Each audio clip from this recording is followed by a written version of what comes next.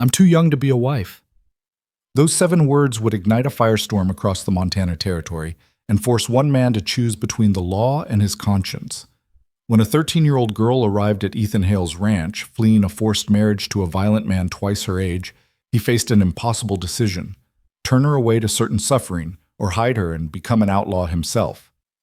What happened next would divide a community, challenge every notion of justice, and prove that sometimes the bravest thing a person can do is say one simple word: no. If you want to see how far one man will go to protect an innocent life, stay until the end. And drop a comment telling me what city you're watching from. I love seeing how far these stories travel. The Montana sky bled crimson as the sun descended behind the Bitterroot Range, casting long shadows across Ethan Hale's property like dark fingers reaching toward something they could never quite grasp. He stood on his porch, one hand resting on the weathered post he'd carved himself 15 years earlier, back when hope still lived in this house. Back when laughter echoed through these rooms. Now, there was only silence. Ethan was a man carved from the same unforgiving landscape he worked. Tall, lean, with hands that bore the permanent stains of labor and eyes that had seen too much loss. His hair, once dark as creek stones, now carried streaks of gray at the temples, and deep lines framed his mouth, testimony to years of worry worn like a second skin. He was 43, though some days he felt twice that. The ranch sprawled across 200 acres of stubborn land that fought him for every bushel of wheat, every head of cattle. It wasn't much by territorial standards, but it was his. More importantly, it was far enough from town that a man could think his own thoughts, without neighbors peering through the windows of his life. He just finished the evening feeding when he saw it. A single covered wagon emerging from the cottonwood grove that marked the eastern boundary of his property. Unusual. The main road lay 3 miles south. Nobody came this way unless they were lost or didn't want to be seen. Ethan's hand moved instinctively to the rifle propped beside his door, though he didn't pick it up. Not yet. He watched as the wagon drew closer, pulled by a tired-looking mare that had seen better days. The driver sat hunched forward, and even from a distance, Ethan could see the tension in their shoulders. When the wagon finally creaked to a halt 20 yards from his porch, Ethan got his first clear look at the driver. A woman, perhaps 50, with steel-gray hair pulled back so tight it seemed to stretch her features into a permanent expression of anxiety. Her dress was plain but well-made, the kind worn by townsfolk with some means. Her eyes, when they met his, carried a desperation that made his stomach tighten. "Help you?" Ethan called out, not moving from the porch. Hospitality was one thing, foolishness was another. The woman's hands trembled as she wrapped the reins around the brake handle. "Mr. Hale? Ethan Hale?" "Depends on who's asking." "My name is Margaret Brennan." Her voice cracked slightly. I need to speak with you. It's urgent. It's about—" She glanced back at the covered wagon bed, then returned her gaze to him. "Please. I heard you were a decent man. I'm praying that's true." Ethan studied her for a long moment. There was no guile in her face, only fear and something that looked like shame. He descended the porch steps slowly, keeping his movements deliberate and non-threatening. "I try to be," he said quietly. "What brings you out here at dusk, Mrs. Brennan?" "It's Miss Brennan," she corrected automatically, then shook her head as if the detail didn't matter. "I've come from Millerville, 3 days' travel. I have my niece with me." As if on cue, the canvas covering the wagon bed stirred. Ethan watched as a small hand appeared, pushing the fabric aside. Then a face, young, impossibly young, peered out into the dying light. The girl couldn't have been more than 13, 14 at most. She had dark hair that hung in tangled waves around a face that still carried the softness of childhood, though her eyes held something far older. They were the kind of eyes Ethan had seen on soldiers returning from war, eyes that had witnessed things they could never unsee. "This is Mara," Margaret said, her voice barely above a whisper. "My brother's daughter." Mara climbed down from the wagon with the careful movements of someone who'd learned to make herself small, unobtrusive. She wore a simple cotton dress that had been mended in several places, and her feet were covered by boots 2 sizes too large. She stood beside the wagon, one hand resting on the wheel, and said nothing. Ethan felt a cold weight settle in his chest. He'd seen enough of the world to know when something was deeply, fundamentally wrong. "Why don't you both come inside?" he said, gesturing toward the house. "I've got coffee on. You can tell me what this is about." Margaret shook her head violently. "There's no time for coffee, Mr. Hale. We can't be seen here. If anyone finds out I brought her—" She closed her eyes, steadying herself. "I need you to understand something.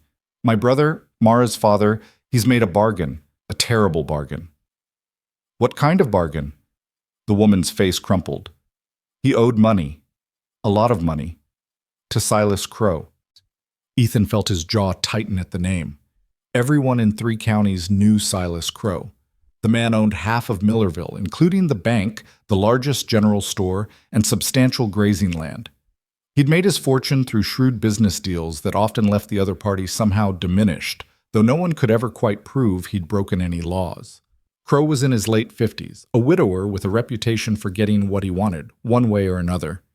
"Your brother borrowed from Crow?" Ethan asked, though he already suspected the answer would be worse. "Gambled," Margaret said bitterly. "Thomas always had a problem with cards, but this time he got in deep with Crow's gaming house. $5,000 deep." Ethan whistled low. That was more money than most men saw in a lifetime. "When Thomas couldn't pay," Margaret continued, her voice shaking, "Crow offered him a way to settle the debt." She looked at her niece, and tears began streaming down her weathered cheeks. "He offered to take Mara instead, as his wife." The words hung in the air like a curse. Ethan felt rage ignite in his chest, hot and immediate. "He what?" "The wedding is scheduled for 4 days from now," Margaret said quickly. "Thomas agreed. He actually agreed, said it was a good match, that Crow could provide for her better than he ever could. But that's not why he did it. He did it to save his own skin, to clear his debts, and walk away free." Ethan looked at the girl, Mara, who still hadn't spoken. She met his gaze steadily, and in her eyes he saw no tears, only a fierce, burning determination. "What does Mara say about this?" he asked quietly. The girl's voice, when it finally came, was clear and unwavering despite her youth. "I said, I'm too young to be a wife." 5 words. Simple, undeniable, true. "But my father says I don't have a choice," Mara continued, her small hands balling into fists at her sides. "He says a deal is a deal, that I need to honor his word since he's my father. But Mr. Crow is—" She faltered for just a moment, and Ethan saw genuine fear flash across her features. "He's mean. I've seen how he treats people, how he looks at me, and I'm only 13 years old." 13, Ethan repeated, the word tasting like ash in his mouth. Margaret stepped forward, her desperation palpable. "I couldn't let it happen. I'm Thomas's sister, but I can't stand by and watch him sell his own daughter like livestock. I tried everything. I offered what little money I had saved. I begged him to find another way. I even went to the marshal. But Thomas has every legal right as her father, and Crow has the law on his side. The contract is binding. Everything is arranged." "So you brought her here," Ethan said slowly, understanding dawning. "To me. Why?" "Because I heard about you," Margaret said, "about what happened to your family, about how you understand what it means to lose a child." Ethan flinched as if he'd been struck. His hand instinctively moved to his chest, to the place where grief lived like a stone lodged beneath his ribs. 7 years ago, his daughter Emma had died of scarlet fever. She'd been 12, just a year younger than Mara stood before him now. His wife Sarah had followed 6 months later, though the doctor called it pneumonia. Ethan knew better. Sarah had died of a broken heart, of a world that no longer held their child's laughter. "That's a cruel card to play," he said quietly. "I know," Margaret whispered. "But I'm out of options. Crow has men looking for us. When he finds out I've taken Mara, he'll come for her. He'll bring the law if he has to, because that contract is legal. I can't protect her. I'm just a spinster schoolteacher with no property and no standing. But you have land. You're respected. You're far enough from Millerville that maybe, just maybe—" "You want me to hide her," Ethan finished. "I want you to save her." The silence that followed was broken only by the evening wind whistling through the eaves of the barn and the nervous stamping of the wagon horse. Ethan looked from Margaret to Mara, the slip of a girl who'd been bartered away like a sack of grain. Every rational part of his mind screamed at him to refuse. He'd be harboring what amounted to stolen property in the eyes of the law. Silas Crow was a powerful man with powerful friends. The marshal, the judge, half the businessmen in the territory, they all owed Crow favors or feared his retribution. Going against him would bring trouble down on Ethan like a rock slide. But then he looked at Mara's face again, and he saw Emma. Not a physical resemblance. Emma had been blonde and fair where Mara was dark. But something in her eyes, that same fierce spirit, that same bright intelligence that should have had decades ahead of it to grow and flourish. He thought about the life that awaited this child if he turned her away. Married to a man 4 times her age, a man known for his cruelty and his appetites. She'd be trapped, used, broken before she ever had a chance to become who she was meant to be. And in 10 years, 20, she might look back at this moment and wonder why no one had the courage to help her when she needed it most. Ethan had failed to save his own daughter. Emma's death had been beyond his control, an illness that swept through the territory, taking children seemingly at random. He'd held her hand as she died, whispering promises he couldn't keep about how everything would be fine. But this he could control. This choice was his to make. How long would she need to stay? He asked, and he saw hope flare in Margaret's eyes. I don't know, the woman admitted. I have a cousin in California. If I can get word to her, she might take Mara in. But it would take time to arrange, and even then, she trailed off, the impossibility of the situation evident in her expression. People will come looking, Ethan said. You understand that. They'll search every farm, every ranch within 100 miles. I know. And if they find her here, I'll be arrested, possibly worse. I know, Margaret repeated, her voice breaking.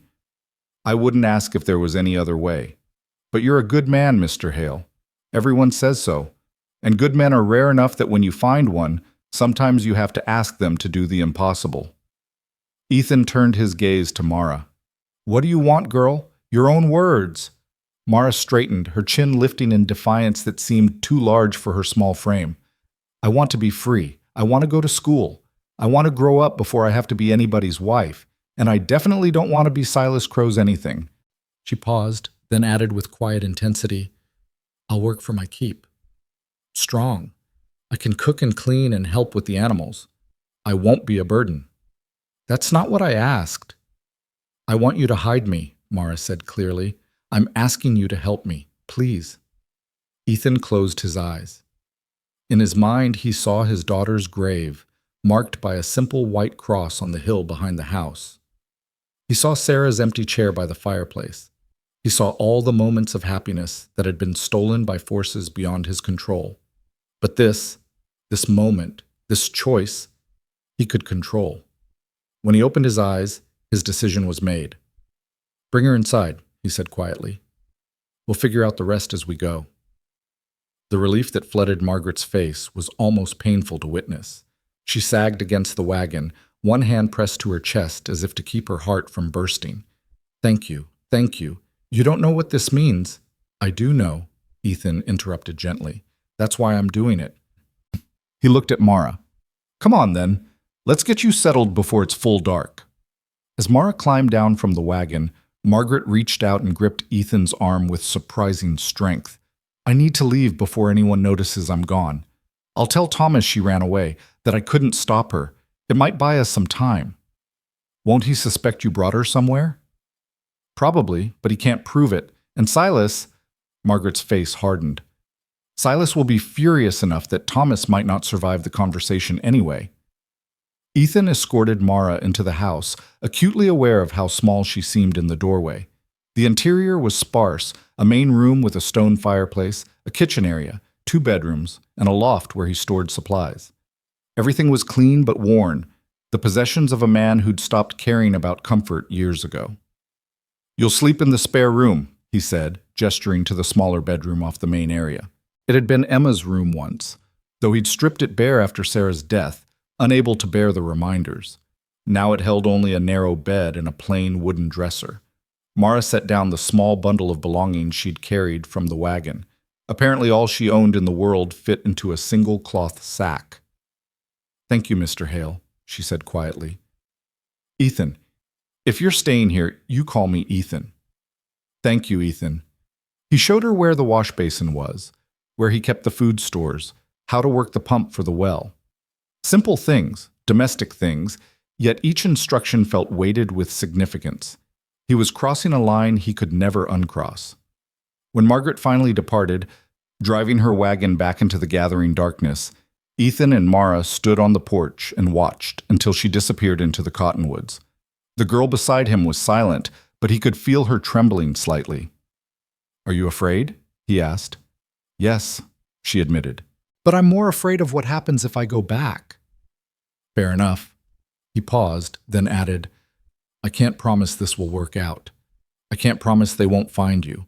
But I can promise that while you're under my roof, no one will take you anywhere you don't want to go. You understand?"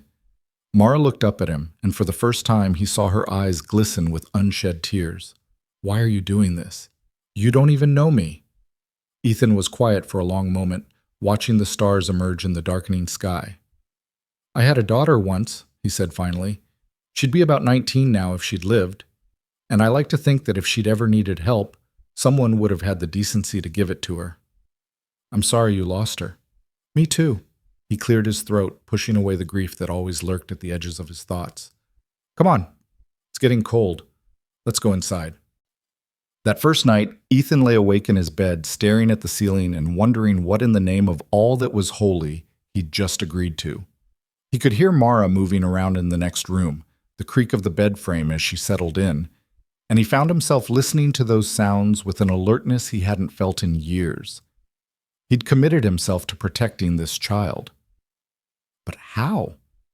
Silas Crow wouldn't give up easily.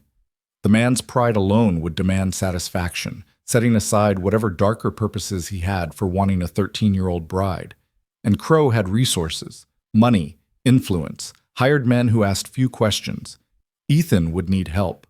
But who could he trust with something like this? Most of his neighbors were decent folk, but decent didn't always mean brave, especially when going against someone as powerful as Crow. He thought of his closest neighbor, a rancher named Dutch Harrison, who lived 5 miles west. Dutch was a good man, a veteran of the war back east who'd come west to escape the memories.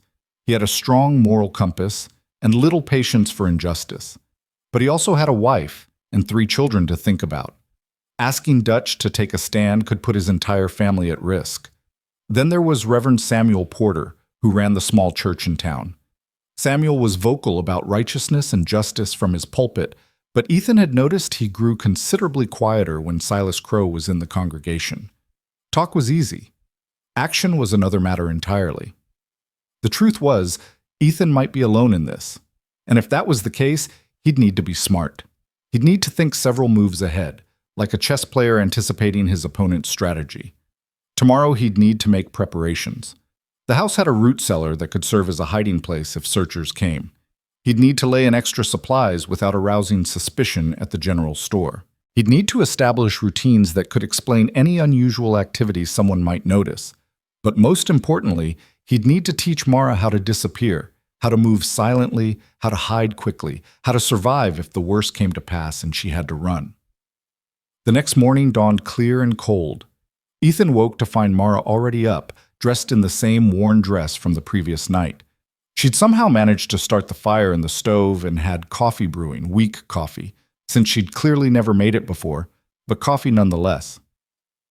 "You didn't have to do that," he said, though he was touched by the gesture. "I told you I'd work for my keep," Mara replied. She hesitated, then added, "I can't cook much. Aunt Margaret tried to teach me, but my father always said domestic skills were wasted on me since I was too plain to catch a husband anyway." Ethan felt anger flare at the casual cruelty of that statement. "Your father's a fool." "Yes," Mara agreed simply. "But he's still my father, and the law says he owns me until I'm of age or married off. The law isn't always right." "No, but it's still the law." They ate a simple breakfast of cornmeal mush and bacon, the silence between them not quite comfortable but not hostile either.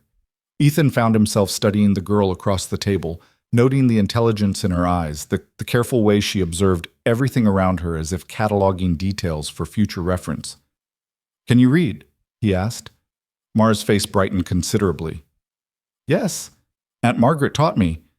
She says I'm quite good at it, actually. I can write too, and do figures." "That's good. That's very good." An idea was forming in Ethan's mind. "Tell me, Mara, what do you want to do with your life? Assuming we can keep you safe, assuming you have a choice, what would you choose?" She didn't hesitate. "I want to be a teacher, like Aunt Margaret. I want to help other children learn, especially girls. So many girls around Millerville can't read or write because their families say it's not important. But it is important. Knowledge makes you free." "Smart girl." "That's what scares my father, I think," Mara said quietly.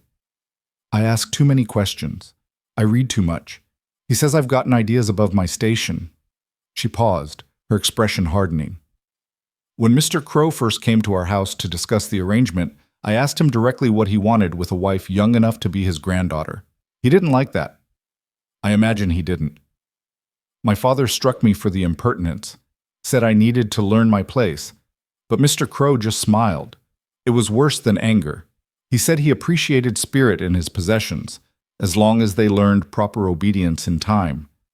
Mara's voice dropped to barely above a whisper. "That's when I knew I had to run, because he doesn't want a wife. He wants something he can break." Ethan's hands clenched around his coffee cup, hard enough that he worried the ceramic might crack. "That won't happen. I won't let it happen." "You can't promise that." "Maybe not, but I can promise I'll die trying." The certainty in his voice seemed to reassure her, and some of the tension left her shoulders. They finished breakfast in silence, and then Ethan took her outside to begin the practical work of hiding in plain sight. He showed her the barn first, pointing out the loose board in the back wall that led to a narrow space between the inner and outer walls, tight enough to be uncomfortable but large enough to conceal a small person if necessary. Then the root cellar beneath the house, accessed through a trap door in the kitchen floor that was usually covered by a heavy rug. Finally, the most important hiding spot of all, the storm shelter he dug into the hillside 50 yards from the house. "If riders come and you can't get to the cellar, you run for this shelter," he instructed. "It's disguised with brush, but once you know where it is, you can find it in the dark. Inside there's water, dried food, blankets. You could survive there for several days if you had to." Mara examined each location with careful attention, asking practical questions about approach angles and visibility. It struck Ethan that she was taking this seriously in a way that suggested she'd already accepted the danger as real and imminent. "Have you thought about what you'll do if they come?" she asked as they walked back toward the house. "Some. I figure the first searchers will be deputies or hired men. If I act natural, claim ignorance, they might move on. Crow won't want to show his hand too early. He'll try the legal routes first. And when the legal routes don't work, then things get more difficult." They were interrupted by the sound of hoofbeats on the main road. Ethan felt his pulse quicken as he turned to see a rider approaching, but his tension eased slightly when he recognized Dutch Harrison's rangy form in the saddle. "Get in the house," Ethan said quietly to Mara. "Stay away from the windows." She obeyed without question, slipping inside while Ethan walked out to meet his neighbor. Dutch was a tall man with a scarred face and the bearing of someone who'd seen combat. He dismounted with the easy grace of a lifelong horseman. "Morning, Ethan," Dutch called out. "Got a minute?" "Always got time for you, Dutch. Coffee?" "Wouldn't say no." They walked toward the house together, and Ethan felt his mind racing. Had Dutch heard something? Was this a social call or something more? He maintained a carefully neutral expression as they entered the main room. Mara had vanished, presumably into her bedroom. Ethan poured coffee and gestured for Dutch to sit at the table. "What brings you out this way?" Ethan asked casually. Dutch took a long sip before answering. "Actually, I came to ask if you'd heard the news from Millerville." Ethan felt ice creep down his spine. "What news?" "Silas Crow's looking for a girl. His intended bride, apparently. Young thing, 13 or 14. Daughter of some gambler who owed Crow money. Story is the girl ran away just days before the wedding." Dutch's eyes were sharp as he watched Ethan's face. Crow's offering a substantial reward for information leading to her return. $500. $500? That was enough to buy a man's conscience in these parts, or at least his silence. Terrible thing, Ethan said carefully, a child running away from home like that. Is it? Dutch asked quietly. Seems to me a child running away from a forced marriage to a man 4 times her age might be showing some sense. The two men locked eyes across the table. Ethan made a decision in that moment. Dutch had come here for a reason, and it wasn't to collect a reward. I heard Crow's got a mean streak, Ethan said slowly. Not the kind of man I'd want anyone marrying, let alone a girl barely old enough to understand what marriage means. That's my thinking, too, Dutch agreed. He set down his coffee cup with deliberate care. I also heard that Margaret Brennan left Millerville 3 days ago. Schoolteacher, sister to the girl's father. No one knows where she went. That's so? That's so. Dutch leaned back in his chair. Ethan, we've been neighbors for 5 years now. In that time, you've never given me cause to doubt your character. So I'm going to ask you a question, and I'd appreciate an honest answer. Ask. If a man, a good man, knew where that girl was hiding, and if he was protecting her from a situation that any decent person would recognize as wrong, would he be breaking the law or following a higher authority? Ethan was quiet for a long moment. I'd say that depends on whose law you're talking about. Man's law isn't always the same as what's right. Dutch nodded slowly. That's what I thought you'd say. He stood up, his chair scraping against the wooden floor. I should get back. My wife will wonder where I've gotten to. He was at the door when Ethan called out, Dutch? Yeah? If that man you mentioned, the one protecting the girl, if he found himself in trouble, do you think he'd have any friends willing to stand with him? Dutch turned, his scarred face splitting into a grim smile. I'd say he'd have at least one, maybe more, if word got around to the right people. He paused. But he should know that Crow's not going to give up easily. And the law being what it is, standing up for what's right might cost a man everything. Some things are worth the cost. Yeah, Dutch agreed. Some things are. He tipped his hat. You take care now, Ethan. Keep your eyes open. Wolves are circling. After Dutch left, Mara emerged from her hiding place. He knows I'm here, she said. It wasn't a question. He suspects, but he won't say anything. He might even help if it comes to that. Why would he risk it? He has a family. Ethan met her gaze steadily. Because he's a man who knows the difference between legal and right. And because sometimes that difference matters more than safety. Over the next 2 days, Ethan settled into an uneasy routine. He went about his normal work, feeding the animals, mending fences, preparing for the coming winter, while remaining constantly alert for signs of approaching riders. Mara stayed close to the house, helping where she could and diving for hiding places at the slightest sound. She was a quick learner and remarkably resilient for someone so young. She didn't complain about the sparse accommodations or the constant fear. Instead, she made herself useful, cooking meals with increasing skill, helping to organize Ethan's disorganized supplies, even reading aloud in the evenings from the few books he owned. It was during one of these evening reading sessions that Ethan realized how much life had returned to his house. For the first time in 7 years, there was a voice other than his own echoing through the rooms. There was purpose beyond simple survival. There was something worth protecting. He thought often of Emma during those days. If she had lived, would she have had Mara's courage? Would she have stood up for herself the way this girl was willing to stand? He liked to think so. Sarah had been strong-willed, and Emma had inherited that iron spine along with her mother's kindness. On the 3rd day, riders came. Ethan spotted them from a distance. 3 men on horseback, moving methodically from farm to farm along the valley. He recognized the technique. Systematic searching, covering every property, leaving no stone unturned. Mara, he called calmly, though his heart hammered in his chest. Time to practice what we discussed. She appeared from the kitchen, took one look at his face, and moved immediately toward the root cellar. She'd lifted the trapdoor and was descending the ladder when Ethan stopped her with a hand on her shoulder. Whatever you hear, he said quietly. Whatever they say, you stay silent and still. Understand? Even if it sounds like they're hurting me, you don't make a sound, because the moment they know you're here, everything becomes harder. I understand, Mara whispered. Then, with a child's simple faith that broke Ethan's heart, she added, "I trust you." The trapdoor closed. Ethan replaced the heavy rug and straightened the furniture, making sure everything looked normal. Then he went outside to meet his visitors, his rifle held loosely in one hand. Not threatening, just the natural caution of a rancher in isolated territory. The three riders drew up in front of his porch. The leader was a man Ethan didn't recognize. Hard-faced, wearing a deputy's badge that looked like it had been pinned on recently. The other two were clearly hired muscle, the kind of men who made their living through intimidation and violence. "Afternoon," Ethan called out in a neutral tone. "What can I do for you, gentlemen?" The deputy dismounted, his hand resting on the pistol at his hip.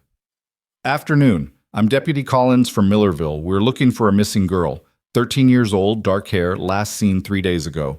Goes by the name Mara Brennan." "Haven't seen any children out this way," Ethan said truthfully. "It's just me on this property. Mind if we look around?" It wasn't really a question. Ethan gestured toward the barn. "Help yourselves. You'll find it's mostly empty. Been a slow year." The two hired men dismounted and began searching while Deputy Collins stayed with Ethan, his eyes sharp and calculating. "You live alone out here?" Collins asked. "I do now. Lost my family some years back." "That's rough." The deputy's voice held no real sympathy. "Must get lonely." "I manage." "See, the thing is," Collins continued, walking slowly toward the house, "we've been to every farm and ranch in this valley. Most folks haven't seen anything unusual, but a few mentioned they'd noticed you had a visitor a couple nights back. Wagon that came in after dark, left before dawn." Ethan kept his expression neutral. "Can't speak to what my neighbors think they saw. I don't get many visitors." "But you did have one that night, didn't you?" "Had a traveling peddler stop by, sold me some supplies. He moved on." "Mail peddler?" "That's right." Collins smiled, but it didn't reach his eyes. "Funny, the neighbor who mentioned it thought the driver looked more like a woman. Older woman, maybe." "Might have been. Hard to say in the dark. Didn't pay much attention." They were interrupted by one of the hired men calling from the barn. "Nothing out here, deputy." Collins nodded, then turned back to Ethan. "Mind if we check inside the house?" Every instinct screamed at Ethan to refuse, to stand his ground and send them away. But that would only raise suspicion. He needed to appear cooperative, unsuspicious. "Be my guest," he said, gesturing toward the door. He followed them inside, his pulse pounding in his ears. The three men moved through the main room, opening cabinets and checking corners with practiced efficiency. One of the hired men started toward Mara's bedroom, and Ethan felt his hand tighten on his rifle. "Bedroom's empty," he said quickly. "Just storage." The man ignored him and pushed open the door anyway. Ethan held his breath, but the room appeared undisturbed. Mara had been careful to leave no trace of her presence. The bed was made with military precision, the dresser empty. They moved to his own bedroom next, then began examining the kitchen. One of the men's boot heels struck the floor directly over the root cellar with a heavy thud, and Ethan's heart nearly stopped. But the sound was no different from any other part of the floor, and the heavy rug concealed the trapdoor perfectly. After what felt like an eternity, Deputy Collins nodded to his companions. "Looks clean." They headed for the door, and Ethan allowed himself to breathe again. They'd made it. Mara was safe.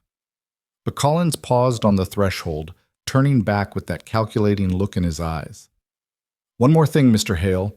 Mr. Crow wants it known that he's a generous man. That reward I mentioned, $500. That's for anyone who provides information. And he's made it clear he'll pay another $1,000 to the person who actually returns the girl to him." Collins let that sink in. "That's serious money. Life-changing money for a man working a hardscrabble ranch." "I'm sure it is," Ethan said evenly. "So if you were to remember anything about that wagon, or if you happen to hear anything about the girl's whereabouts, you'd be doing yourself a favor by sharing that information." "If I hear anything, I'll be sure to let someone know." Collins studied him for another long moment, then tipped his hat. "You do that." He paused at the bottom of the porch steps. "And Mr. Hale? Mr. Crow's a patient man, but his patience has limits. This girl is his legal property by contract. Anyone harboring her is guilty of theft and kidnapping. That carries a prison sentence, or worse." "I'll keep that in mind, Deputy." The three men mounted up and rode away, leaving Ethan standing on his porch with his rifle and his racing heart. He watched until they disappeared over the rise, then counted to 100 before going back inside. He moved the rug and opened the trapdoor. "They're gone. You can come up now." Mara emerged slowly, her face pale but composed. "They were standing right on top of me," she whispered. "I could hear every word." "I know. You did well. Stayed quiet like I told you." $1,500, she said quietly. "That's more money than most people see in their whole lives. Are you sure you want to do this? Because I'd understand if you changed your mind. That money could save your ranch. It could—" "Stop," Ethan interrupted gently. "That's blood money, and I won't touch it. You're not property. You're a person, and you deserve better than to be sold like cattle." Tears welled in her eyes, the first real tears he'd seen from her since she arrived. "I'm so scared," she admitted in a small voice. "And I'm so tired of being scared." Ethan did something then that surprised them both. He pulled her into an embrace, this child who wasn't his child, and held her while she cried. She felt impossibly small in his arms, fragile in a way that made his protective instincts roar to life. "I know you're scared," he said quietly, "but you're also brave. You stood up to your father, to Crow, to everyone who told you to accept something you knew was wrong. That takes courage most adults don't have. What if they come back? Then we'll deal with it, together." As he held Mara while she wept, Ethan realized with absolute clarity that he'd crossed a point of no return. Whatever came next, whether it was deputies with warrants, hired guns with worse intentions, or Silas Crow himself, he would stand between this child and harm. He'd failed to save Emma, failed to keep his own daughter safe from the random cruelty of disease. But Mara wasn't facing random chance. She was facing deliberate evil, the kind committed by men who should know better. And that kind of evil could be opposed, could be fought, could be defeated if someone had the courage to stand. As darkness fell over the Montana Territory that night, Ethan Hale began to understand what it truly meant to choose principle over safety. The path ahead would be dangerous. It would likely cost him dearly. But for the first time in 7 years, he felt truly alive. And he knew, with bone-deep certainty, that this was what he was meant to do. In the root cellar, he'd found not just a hiding place, but a purpose. And in protecting Mara, he'd found not just a cause worth fighting for, but perhaps a chance at redemption he'd never thought he'd see again. The wolves were circling, just as Dutch had warned. But Ethan was no sheep, and he'd be damned if he'd let them take this girl without a fight. The first battle was over, but the war was just beginning. The news spread through the valley like wildfire through dry grass, carried on whispers and knowing looks. By the end of the week, everyone within 20 miles knew that Silas Crow's intended bride had vanished, and that the man himself was furious enough to burn down half the territory to find her. Ethan heard the talk when he rode into town for supplies, keeping his expression carefully neutral as the shopkeeper's wife leaned across the counter with gleaming eyes, eager to share the latest gossip. "They're saying he's beside himself," Mrs. Patterson confided, her voice dropping to a conspiratorial whisper despite the empty store. "Sent men to search every farm from here to the border. Some folks are saying the girl's probably dead by now, ran off into the wilderness and got herself killed by wolves or weather." "That's a grim thought," Ethan replied, loading flour and salt into his pack. "Others think someone's hiding her, that maybe she had help." Mrs. Patterson's eyes sharpened. "You haven't seen anything unusual out your way, have you, Mr. Hale? Any strangers passing through?" "Nothing worth mentioning." He counted out coins for his purchases, acutely aware of how the woman watched his every movement. "I keep to myself mostly." Of course. She accepted the money with a smile that didn't reach her eyes. "Though I imagine $1,500 would be mighty tempting for a man living alone on a struggling ranch. That's what Mr. Crow's offering now, you know, $1,500 for the girl's safe return." Ethan felt his jaw tighten, but kept his voice level. Money like that tends to bring out the worst in people. Or the best, depending on how you look at it. Mr. Crow just wants his property back, after all. He has every legal right. "Legal and right aren't always the same thing, Mrs. Patterson." The shopkeeper's wife drew back slightly, her expression cooling. "That's a dangerous philosophy in civilized society, Mr. Hale. We have laws for a reason. We do, he agreed, shouldering his pack.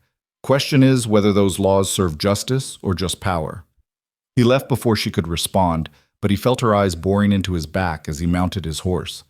The encounter left him unsettled. If even Mrs. Patterson, normally a pleasant if gossipy woman, could look at him with suspicion, how long before someone decided to search his property more thoroughly? How long before gold fever overcame neighborly respect? When he returned to the ranch, he found Mara in the barn, mucking out stalls with fierce determination. She'd taken to the physical work with surprising enthusiasm, as if she could somehow earn her keep through sheer effort. Her face was flushed with exertion, and her 2 large boots were caked with mud. "You don't have to do that," Ethan said, though he was impressed by her thoroughness. "I want to help." She leaned on the pitchfork, catching her breath. "Besides, it gives me something to think about other than everything else." He understood that impulse. Work had been his salvation in the dark months after Sarah's death, when the silence of the house threatened to swallow him whole. "The town's buzzing with talk," he said, deciding she deserved to know the truth. "Crows increase the reward. People are watching for anything unusual." Mara's face paled, but she nodded with a composure beyond her years. "How long do you think we have?" "Hard to say. Could be days, could be weeks. Depends on how desperate Crow gets and how much he's willing to spend to find you." "And my father?" Her voice was small. "Have you heard anything about him?" Ethan hesitated. The gossip had included whispers about Thomas Brennan, that Crow had been less than pleased to discover the girl missing, that there had been a confrontation at the gaming house, that Thomas had left Millerville with a broken nose and considerably fewer teeth than he'd started with. "Your father's alive," Ethan said carefully, "but I don't think he's in Crow's good graces anymore." "Good." The venom in that single word startled him. Mara's hands tightened on the pitchfork handle. "I know I'm supposed to honor my father, but I can't. Not after what he tried to do. Not after he looked me in the eye and told me I should be grateful Mr. Crow wanted me at all." "You don't owe him anything. Family's supposed to protect each other. Not—" He stopped, struggling to find words adequate to his disgust. "Not sell their children like livestock?" Mara finished bitterly. "That's exactly what he did. And the terrible thing is, he probably doesn't even think he did anything wrong. In his mind, he made a smart business deal." They were interrupted by the sound of approaching horses, multiple riders, moving fast. Ethan's hand went instinctively to his rifle as Mara dropped the pitchfork and ran for the house without being told. He watched her disappear through the door, then turned to face whoever was coming. To his surprise, it wasn't deputies or Crow's men. It was Dutch Harrison, accompanied by 3 other ranchers Ethan recognized. Samuel Cord, a grizzled cattleman who ran stock on the land north of Dutch's spread; Jacob Mueller, a German immigrant who'd homesteaded in the valley 5 years earlier; and Tom Ridley, a younger man who'd inherited his father's ranch and was still learning the business. Dutch dismounted first, his expression grim. "We need to talk, Ethan." "About what?" "About the fact that you've got Mara Brennan hidden somewhere on this property and what we're going to do about it." Ethan felt his world tilt. His hand tightened on the rifle, calculating distances and angles. 4 men against 1. Not odds he liked. But before he could speak, Dutch raised his hands in a placating gesture. "Easy, friend. We're not here to turn her in. We're here to help." "Help?" Ethan echoed, not daring to hope. Samuel Cord spat tobacco juice into the dirt and nodded. "That's right. We've all heard what Crow's trying to do, and we're not having it. Man wants to marry a girl barely old enough to understand what marriage means. That's not right, legal contract or not." Jacob Miller's accent thickened with emotion as he added, "In the old country, I see men with power do terrible things because no one stopped them. I come to America because here, we are supposed to be free. We are supposed to protect the weak, not sell them to highest bidder." Tom Ridley, the youngest of the group, looked uncomfortable but determined. "My sister's only 11. If someone tried to do to her what Crow's trying to do to that girl, I'd want someone to stand up for her. Seems only right to return the favor." Ethan felt something loosen in his chest, a tension he hadn't realized he was carrying. "You're serious about this?" "Dead serious," Dutch confirmed. "We've been talking amongst ourselves. There are maybe a dozen families in this valley who aren't sitting right with what's happening. We can't stop Crow outright. He's got too much money and influence for that. But we can make it harder for him to find the girl. We can watch each other's backs. And if it comes to a fight?" The four men exchanged glances. Finally, Samuel spoke. "Then it comes to a fight. I didn't serve 3 years in the war just to come home and watch powerful men abuse children without consequence." Relief and gratitude warred in Ethan's chest. He wasn't alone after all. But the feeling was quickly followed by concern. "You all understand what you're risking? Crow's not going to take kindly to anyone interfering. He could make life difficult for you and your families." "He could try," Dutch said with a hard smile. "But there's a difference between one rancher standing alone and a dozen standing together. Crow's powerful, but he's not invincible." Ethan studied the faces of these men. His neighbors, some of them friends, all of them now allies in something that could destroy them. The weight of responsibility sat heavy on his shoulders. "I appreciate this more than I can say," he said quietly. "But I won't lie to you. The girl is here. And if anyone finds out you knew and didn't report it, you'll be considered accomplices." "Let them consider away," Tom Ridley said, surprising everyone with the steel in his young voice. "My pa used to say a man's got to stand for something or he'll fall for anything. I'm standing for this." Dutch clapped Ethan on the shoulder. "We've set up a warning system. If anyone sees Crow's men or deputies heading this way, they'll ride ahead and give you notice. Should buy you enough time to get the girl hidden properly." "There's more," Samuel added. "We've been spreading some false trails. Mentioned to a few loose-lipped folks that we heard the girl might have caught a ride on a freight wagon heading east, or that someone saw a young woman matching her description boarding the stagecoach to Denver. Let Crow chase shadows for a while." Ethan felt his throat tighten with emotion he couldn't quite name. 7 years of isolation had taught him to expect nothing from others, to rely only on himself. But here were 4 men willing to put everything at risk for a child they'd never met, simply because it was the right thing to do. "Thank you," he said, and the words felt inadequate. "Don't thank us yet," Dutch replied. "This is just the beginning. Crow's going to escalate. He has to, or he looks weak. And weak is one thing Silas Crow cannot afford to appear." The men stayed for another hour, discussing strategy and contingencies. They agreed on signal fires and meeting points, on ways to communicate without drawing attention, on what to do if the situation deteriorated further. By the time they rode away, Ethan felt simultaneously more secure and more vulnerable than before. He had allies now, but that also meant more people who could be hurt by his choices. Mara emerged from her hiding place in the root cellar after Ethan gave the all clear. Her eyes were red from crying, and he realized she'd heard everything. "They're going to help us?" she asked, her voice wavering between hope and disbelief. "They are." "Why?" "They don't even know me." Ethan thought about how to answer that. "Because they're good men who understand that some things are more important than safety or profit. And because they have daughters and sisters and wives, and they know what it would mean if someone stood up for them." "I don't deserve this," Mara whispered. "Yes, you do. Every child deserves protection. Every person deserves the freedom to choose their own life." He paused, then added gently, "You didn't do anything wrong, Mara. Your father's debts aren't your burden to carry." She nodded, but tears continued to stream down her face. Ethan let her cry, understanding that sometimes words weren't what a person needed. Sometimes they just needed to know someone else was there, bearing witness to their pain. That night, as Ethan lay in bed staring at the ceiling, he thought about the path he'd chosen and the men who'd chosen to walk it with him. It reminded him of something his own father had once said, that the measure of a community wasn't in its prosperity, but in how it treated its most vulnerable members. By that measure, this valley was proving itself worthy. But he also knew Dutch was right. Crow would escalate. The man's pride demanded satisfaction, and every day the girl remained missing was another blow to his reputation. Someone as powerful as Silas Crow didn't become powerful by accepting defeat gracefully. The escalation came sooner than expected.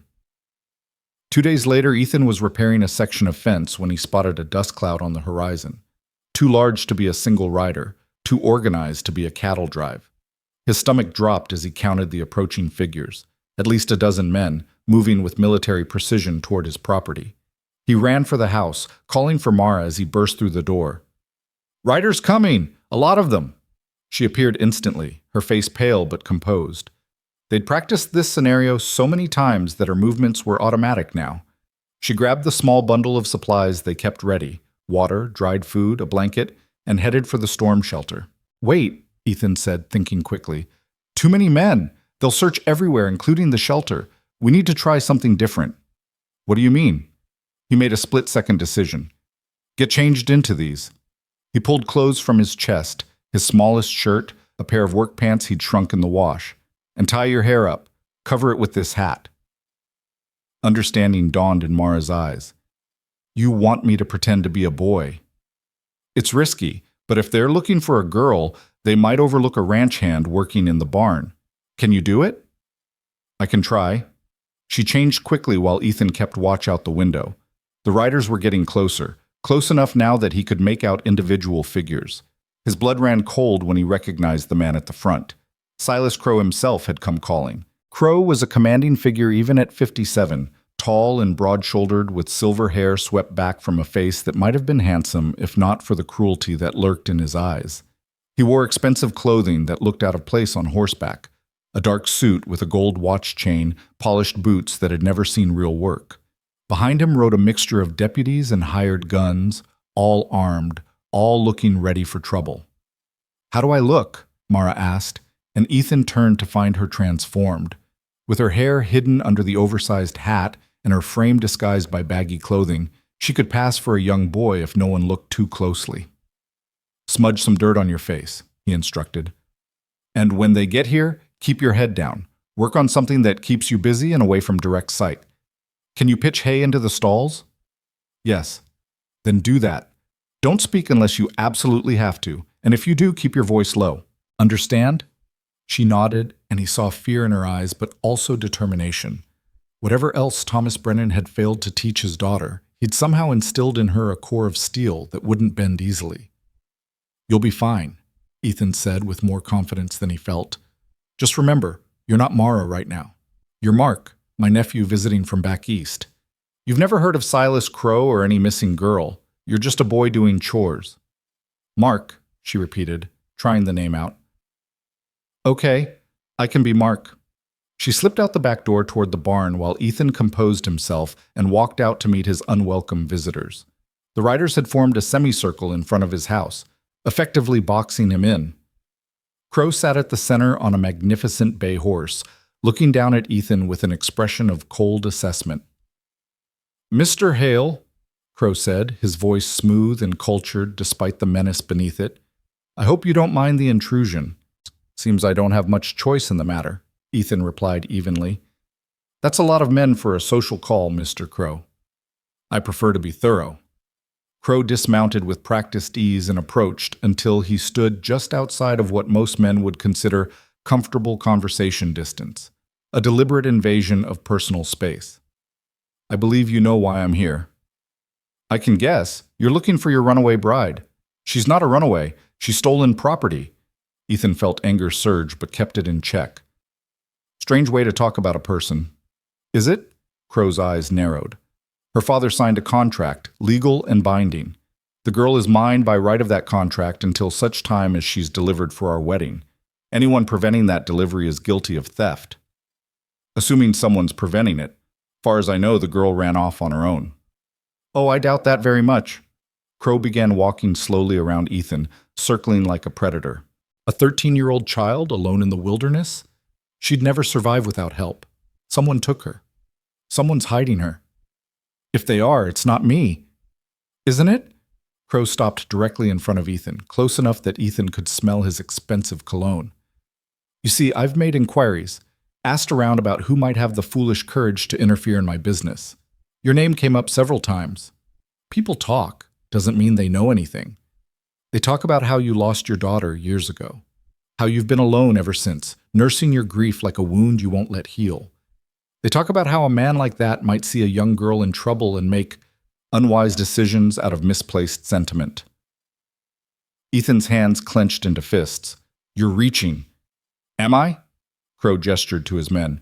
"Search the property. Every building, every storage space, every potential hiding place. Be thorough." The men dismounted and spread out with professional efficiency.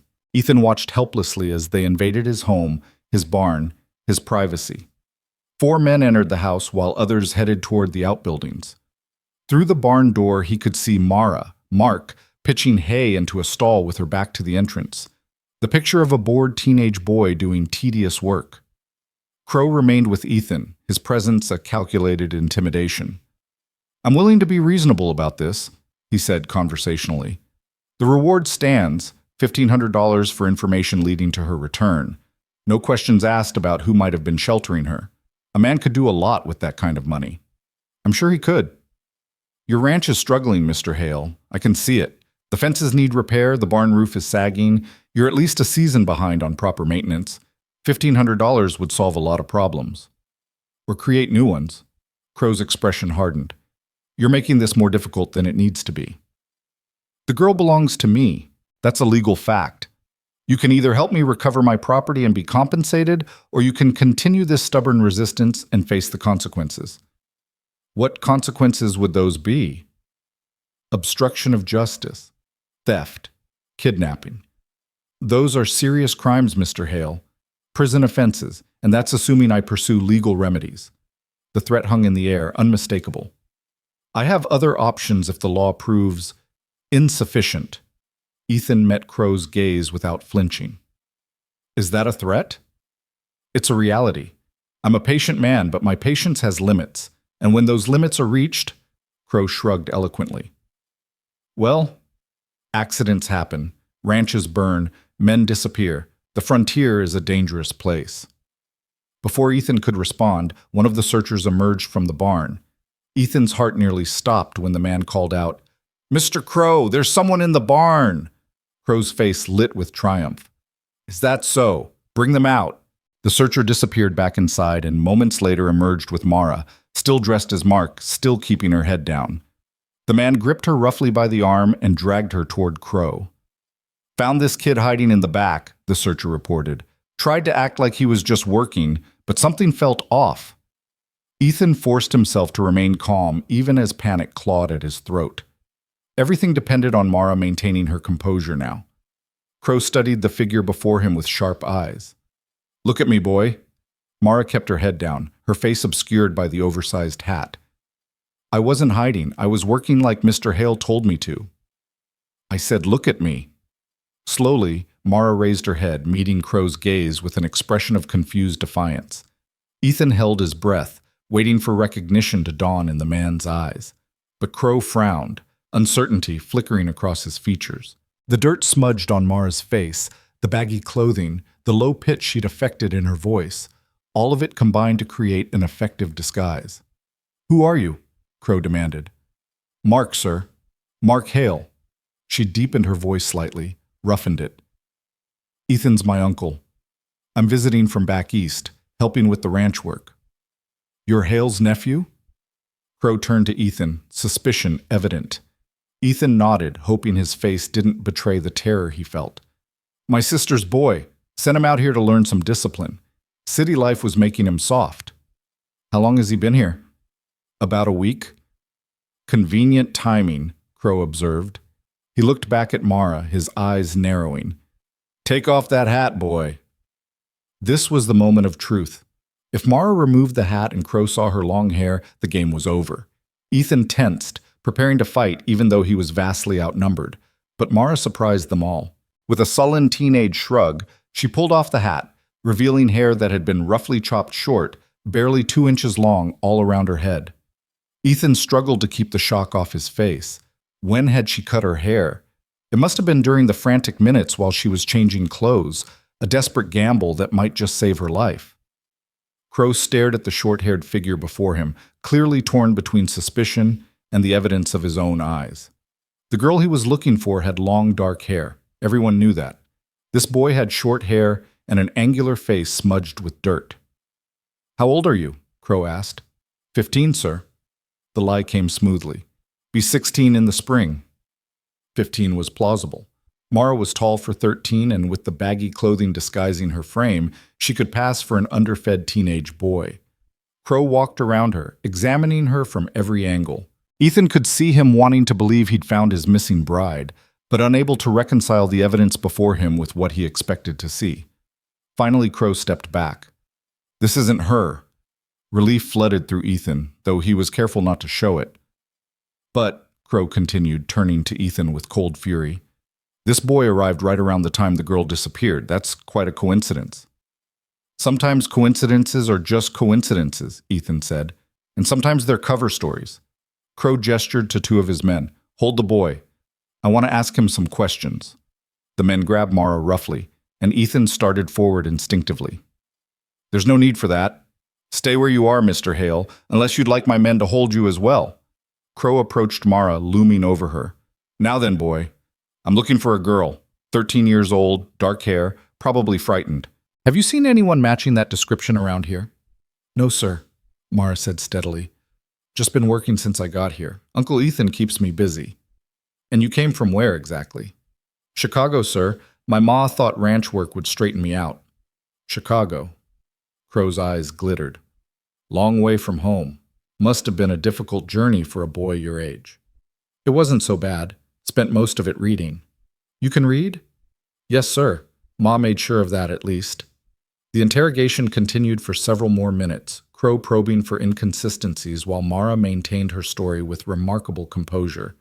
Ethan watched, simultaneously terrified and proud. This child was braver than most grown men he'd known. Finally, Crow seemed to accept that this rough-looking ranch hand wasn't the delicate bride he was seeking. He released Mara with a disgusted gesture and turned back to Ethan. My men will finish searching the property. If I find any evidence that you're lying to me, Mr. Hale, you'll regret it for whatever short time remains of your life. The search continued for another hour. They turned the house inside out, checked every building, even examined the storm shelter. But they found nothing. No sign of a girl, no evidence of deception beyond a visiting nephew who might or might not actually exist. When they finally mounted up to leave, Crow paused beside Ethan. This isn't over. I'll find her eventually. And when I do, I'll remember everyone who impeded my search. I'm sure you will. Crow's face twisted with rage at Ethan's calm tone. For a moment it seemed he might order his men to attack right then, but instead, he spurred his horse violently and galloped away, his entourage following in a cloud of dust. Ethan and Mara stood frozen until the riders disappeared from view. Then Mara's legs gave out, and she collapsed onto the porch steps, shaking uncontrollably. I thought he had me, she gasped. When he made me take off the hat, I thought... You did brilliantly, Ethan said, sitting beside her. When did you cut your hair?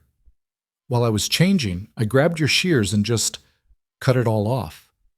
I figured if I was going to pretend to be a boy, I should look like one. She touched her roughly shorn head self-consciously. Is it awful? It probably saved your life. They sat together in the fading afternoon light, both processing how close they'd come to disaster. Finally, Mara spoke again, her voice small. He's not going to stop, is he? No, Ethan admitted. He's not. And the law's on his side. The law's on his side. So what do we do? Ethan thought about Dutch and the other ranchers, about the warning system they'd established, about the growing network of people who'd decided that some things mattered more than legal contracts. We keep fighting, he said finally. We keep you safe for as long as we can. And we hope that eventually someone with actual authority and actual conscience decides to do the right thing. That's not much of a plan. No, Ethan agreed, but it's the only one we've got. As darkness fell over the ranch that evening, Ethan lit the signal fire that would tell Dutch and the others that Crow had come and gone. Within an hour, he saw answering fires spring up across the valley. Silent messages of solidarity from neighbors he was only now learning to trust. Mara stood beside him, watching the fires bloom like stars against the dark landscape. They're all risking so much for me, she said quietly. People I've never even met. They're not just doing it for you, Ethan replied. They're doing it because if they let this happen, if they let a man like Crow buy and sell a child without consequence, then what does that say about them? About who they are? It says they're better than most people. Maybe. Or maybe it just says they're people who remember that laws are meant to serve justice, not replace it. That night, neither of them slept well. They both knew the next confrontation was coming, and next time Crow might not be satisfied with searching. Next time, he might bring the full weight of the law down on Ethan's head. But for tonight, they were safe. For tonight, the valley stood with them, and tomorrow would have to take care of itself. The uneasy peace lasted exactly 6 days. Ethan woke before dawn on the 7th morning to find Dutch Harrison hammering on his door, his face grim in the pre-dawn darkness. Mara appeared from her room, still dressed in the boy's clothing she'd taken to wearing constantly now, her short hair sticking up at odd angles. "What's happened?"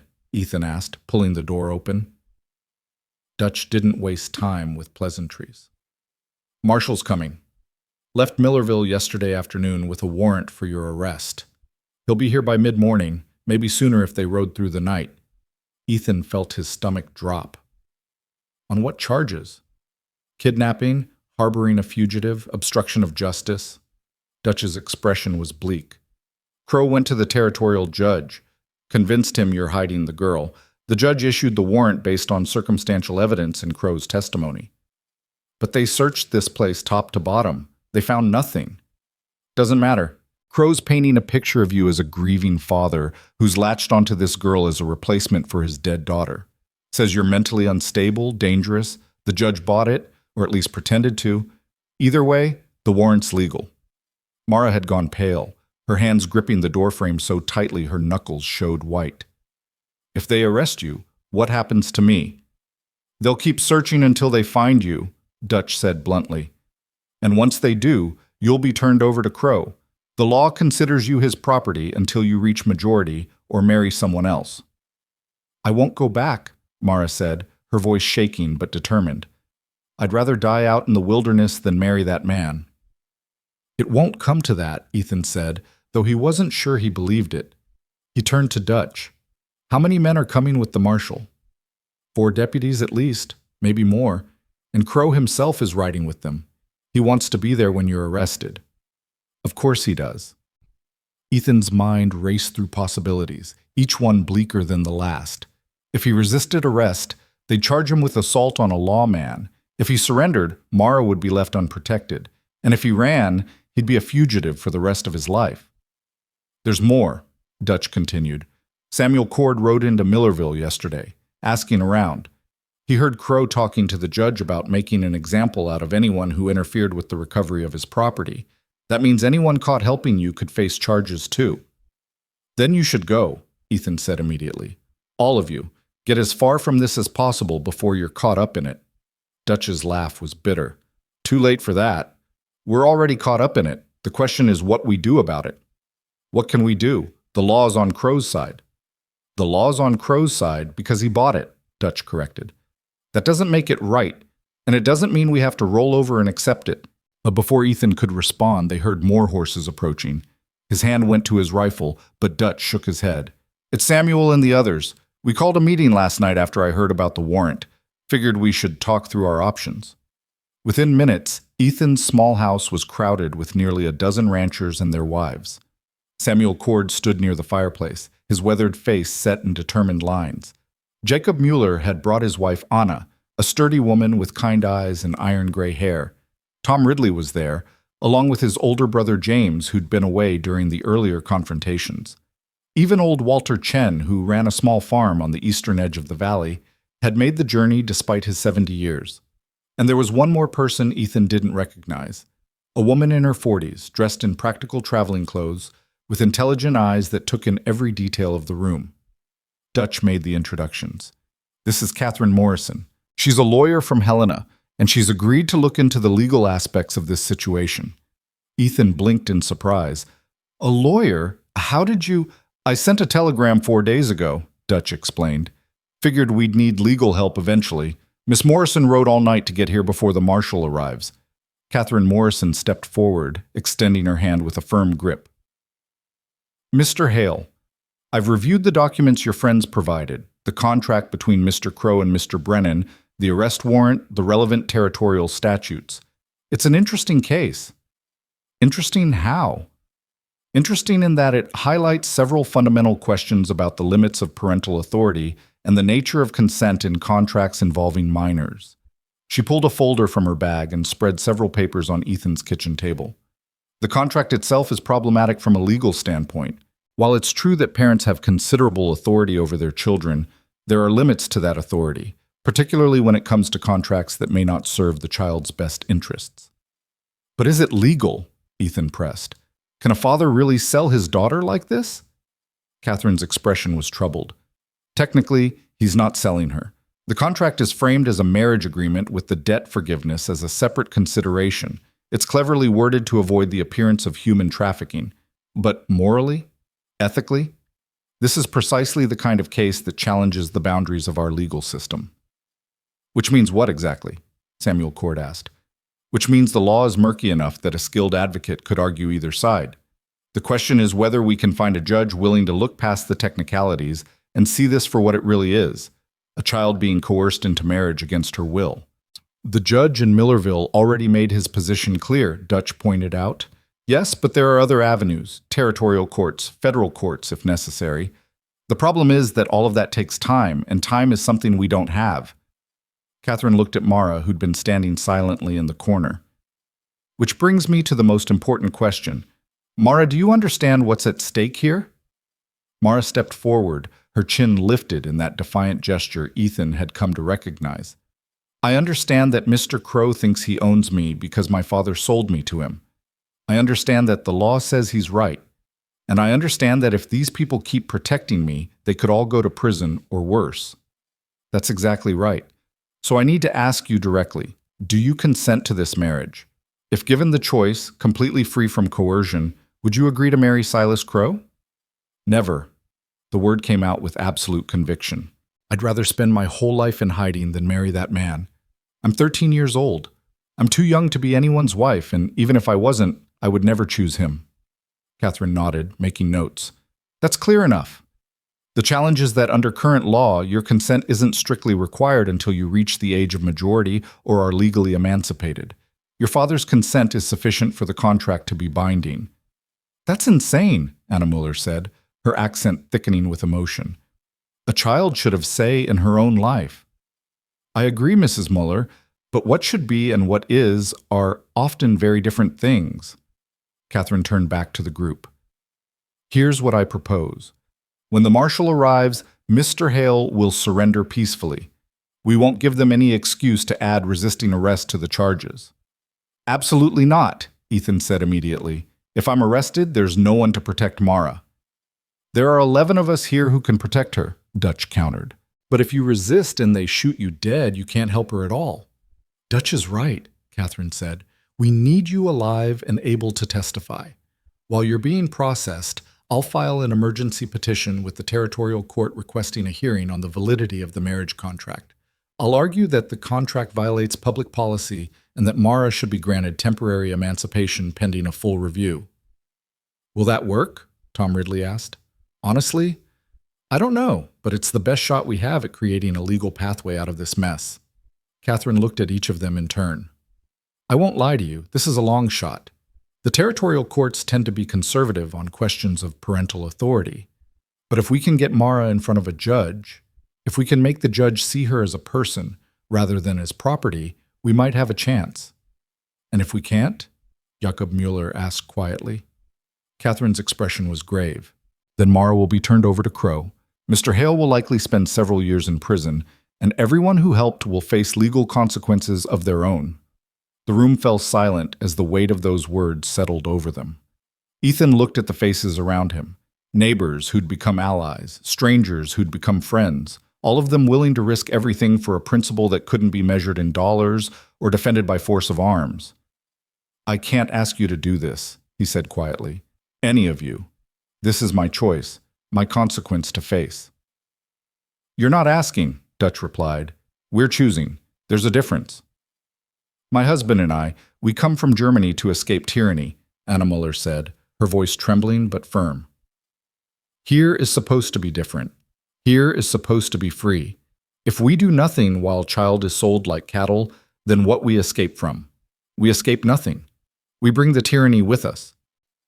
Walter Chen spoke for the first time, his voice reedy with age but strong with conviction. In my country, we have saying, when good men do nothing, evil men win everything. I am old man, not many years left, But I will not spend those years knowing I stood by while wrong was done and I did nothing. One by one, each person in the room affirmed their commitment. Some spoke at length, others with just a few words. But the message was unanimous. They would stand together, whatever the cost. Ethan felt his eyes burning with tears he refused to shed.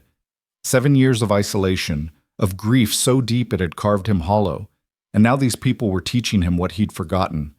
That standing alone was sometimes necessary, but standing together was always better. "Thank you," he said, and the words felt woefully inadequate. "All of you, thank you." Mara stepped forward then, her young face solemn. "I need to say something too. All of you are risking so much for me, and I'm grateful beyond words. But if this goes badly, if it looks like you're all going to be arrested or hurt because of me, I'll turn myself in. I won't let you suffer for my sake." "That's very noble," Catherine said gently, "but also very foolish. If you turn yourself in, everything these people have risked will be for nothing, and you'll be trapped in a marriage to a man who will almost certainly punish you for the trouble you've caused him. Better me than all of you." "No," Ethan said firmly, "not better. You didn't choose any of this, Mara. Your father made a terrible decision and you're paying the price, but we're all choosing to stand with you because it's the right thing to do. Don't diminish that choice by trying to sacrifice yourself." Before Mara could respond, they heard the sound they'd been dreading, multiple horses approaching at a steady pace. Tom Ridley, who'd been watching from the window, turned with a pale face. "They're here. At least 6 riders, maybe more coming behind." The room erupted into controlled chaos. Catherine quickly gathered her papers while the ranchers moved to strategic positions, not to fight, but to bear witness. Anna Muller took Mara by the shoulders. "Listen to me, child. Whatever happens, you tell the truth. You say clearly that you do not want this marriage. You make sure everyone hears you. You understand?" Mara nodded, tears streaming down her face. "I understand." Ethan moved to the door, his rifle conspicuously absent from his hands. He'd left it leaning against the wall inside, a deliberate choice to show he wasn't planning violence. Dutch stood beside him, solid and reassuring.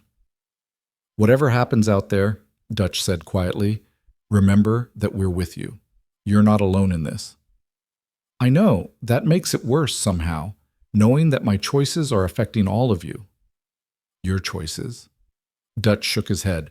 "Ethan, you didn't create this situation. Crow did. Mara's father did. You just decided not to look the other way, and there's nothing shameful in that." The riders drew up in front of the house, and Ethan got his first clear look at Marshal William Garrett. The marshal was a man in his late 50s, with iron gray hair and a face weathered by decades of frontier law enforcement. He wore his authority with the ease of long practice, but Ethan thought he detected something in the man's eyes, a flicker of uncertainty, perhaps even discomfort. Beside the marshal sat Silas Crow, resplendent in another expensive suit, his face alight with anticipation. 4 deputies flanked them, all armed, all watching Ethan's house with wary eyes. The marshal dismounted slowly, his hand resting on his pistol but not drawing it. "Ethan Hale? That's me. I have a warrant for your arrest on charges of kidnapping and harboring a fugitive." The marshal pulled a folded document from his coat. "You want to read it, or should I just tell you what it says?" "I can imagine what it says." Ethan descended the porch steps slowly, hands visible and empty. "I'm not going to resist, Marshal." Garrett's eyebrows rose slightly, as if he'd expected more of a fight. "That's smart of you. Makes things easier for everyone." "Before you arrest him," Catherine Morrison said, stepping out of the house, "I'd like to state for the record that I am Catherine Morrison, attorney at law, and I'm representing Mr. Hale in this matter. I have several objections to the validity of this warrant and the underlying charges." The marshal looked at her with something between surprise and respect. "You're a long way from Helena, Miss Morrison." "Justice doesn't recognize distance, Marshal Garrett, and this case raises serious questions about the application of territorial law." Crow spurred his horse forward, his face twisted with impatience. "This is ridiculous. The warrant is valid, the charges are clear, and this man is a criminal. Arrest him and let's be done with it." "Mr. Crow," the marshal said with surprising sharpness, "I'll thank you to let me do my job. I know you're anxious to resolve this situation, but I won't be rushed into improper procedure. Crow's jaw clenched, but he fell silent, seething. The marshal turned back to Ethan. I'm going to need to search the premises again. The warrant authorizes it. Search all you want, Ethan said. You won't find anything you didn't find last time. Maybe not. But Mr. Crow has sworn an affidavit stating that you're hiding Mara Brennan on this property. If he's right, I need to recover her. If he's wrong, that's something the court will sort out. And if the girl doesn't want to be recovered? Catherine asked. If she's here of her own free will, fleeing a forced marriage to a man 4 times her age?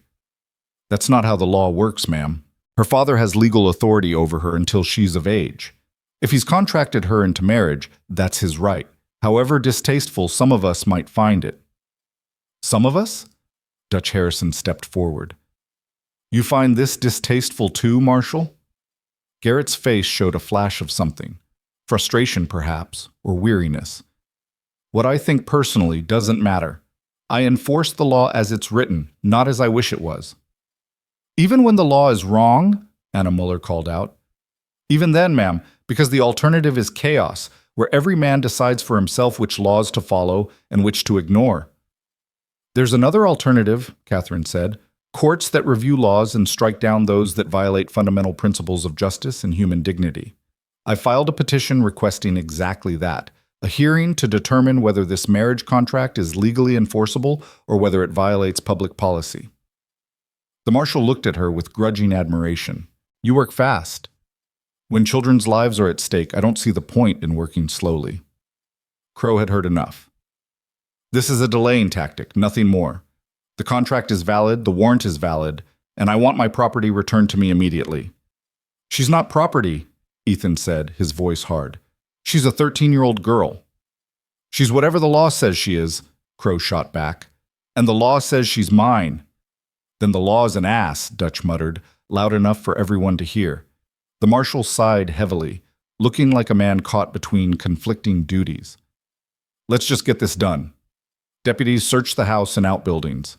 Mr. Hale, I'm going to have to place you under arrest. Will you come peacefully? I will. Ethan extended his wrists for the handcuffs, but his eyes sought out the doorway where Mara stood watching, still dressed as a boy, her face streaked with tears. As the cold metal closed around his wrists, the deputies spread out to search. They were more thorough this time, pulling up floorboards, checking the attic space, examining every possible hiding spot. One deputy headed for the barn, while another made for the storm shelter. Ethan watched it all with a sinking feeling. They'd been lucky once with Mara's disguise, but if Crow looked closely enough, if he recognized something in her eyes or the shape of her face. The deputy searching the house emerged, shaking his head. Nothing inside, Marshal, just the usual living quarters. The barn search yielded the same result, as did the storm shelter. The deputies regrouped, reporting failure to find any sign of the missing girl. Crow's face had gone red with rage. She's here. I know she's here. That boy. He pointed at Mara. I saw him last time. There's something wrong about him. Search him. Check his identity. Mr. Crow, the marshal said wearily, we've searched the entire property. There's no sign of the girl. Because she's standing right there. Crow dismounted and stalked toward Mara. That's no boy. That's her. I can see it now. The eyes, the way she stands. She's cut her hair and dressed like a male, but it's her. Mara stood frozen as Crow approached, and Ethan saw terror flash across her face. But then something remarkable happened. Anna Mueller stepped between Crow and the girl, her sturdy frame blocking his path. You leave that child alone, Anna said firmly. You come to house of my friend, you make accusations, you arrest good man. This is enough. You do not touch child. That's not a child. It's my property. Crow tried to push past her, but now Jacob Mueller was there too, and Samuel Cord forming a human barrier between Crow and Mara. You want to get to her, Samuel said quietly. You'll have to go through us. The marshal's hand went to his pistol, but he didn't draw it. Folks, I appreciate your trying to help, but interfering with a lawful search is a crime. I don't want to arrest the whole lot of you. Then don't search the girl, Dutch countered. You've got no evidence she's who Crow claims. You've got a paranoid man making wild accusations. I'm not paranoid, Crow shouted. That is Mara Brennan, and I demand you verify her identity immediately. Catherine Morrison stepped forward, her voice cutting through the chaos. Marshal Garrett, I'd like to point out that you have no legal authority to search a minor child's person without parental consent or probable cause. Mr. Crow's unsubstantiated claims do not constitute probable cause. That's debatable, the marshal said, though he sounded uncertain. Actually, it's not. Territorial statute is quite clear on this point. And if you do search this child without proper authority, and it turns out to be Mr. Hale's nephew as claimed, you'll be violating that child's rights and opening yourself to legal liability. The marshal looked thoroughly frustrated now, caught between competing legal obligations and growing pressure from all sides. He studied Mara for a long moment, taking in her short hair, her boy's clothing, the dirt on her face. "What's your name, son?" he asked finally. Mara's voice came out low and rough, just as she'd practiced. "Mark Hale, sir. I'm visiting my uncle from Chicago." "How old are you?" 15, sir, going on 16. "And you've been here how long?" "About 2 weeks now. Uncle Ethan's teaching me ranch work." 2 weeks, Crow seized on the detail. "That's exactly when Mara disappeared, don't you see? It's too perfect a coincidence." "Coincidences happen, Mr. Crow," the marshal said, though he still looked troubled. He turned back to Mara. "Do you have any documentation proving your identity? Travel papers, maybe? A letter from your mother?" This was the moment that could destroy everything. Mara had no such documentation because Mark Hale didn't exist. But before she could respond, Tom Ridley spoke up. "I've seen the boy around, Marshal. He helped me repair a fence line 3 days ago. Worked hard, didn't complain. Seemed like a regular kid to me." "I saw him too," James Ridley added, "at the general store in town. He was buying supplies for his uncle." They were lying, of course, creating a false history for a fictional person, but they did it so smoothly, so naturally, that even Ethan almost believed them. The marshal looked from face to face, seeing a wall of united testimony. His shoulders sagged slightly. "Mr. Crow, I don't have sufficient evidence to detain this boy on suspicion of being your missing bride. He appears to be exactly who he claims, a visiting nephew helping his uncle with ranch work." "You're making a mistake," Crow said, his voice tight with barely controlled fury. "That is Mara Brennan. I know it. And when the truth comes out, everyone who lied to protect her will face charges." "Maybe so," the marshal agreed. "But until I have proof, I have to go by what I can verify. And right now, all I can verify is that Ethan Hale is under arrest for kidnapping based on your sworn affidavit. Whether that charge holds up in court is another matter." He gestured to his deputies. "Load Mr. Hale onto a horse. We're heading back to Millerville." As the deputies moved to comply, Ethan caught Catherine Morrison's eye. She gave him a small nod, a silent message that she would do everything possible to fight this legally. Then he looked at Mara, who stood trembling but unbroken among her protectors. "Be strong," he said quietly, knowing the words were inadequate but needing to say them anyway. "This isn't over." "I know," she whispered back. "Thank you for everything." They lifted Ethan onto a horse, his hands still cuffed in front of him. As the party prepared to depart, Crow turned to address the assembled ranchers.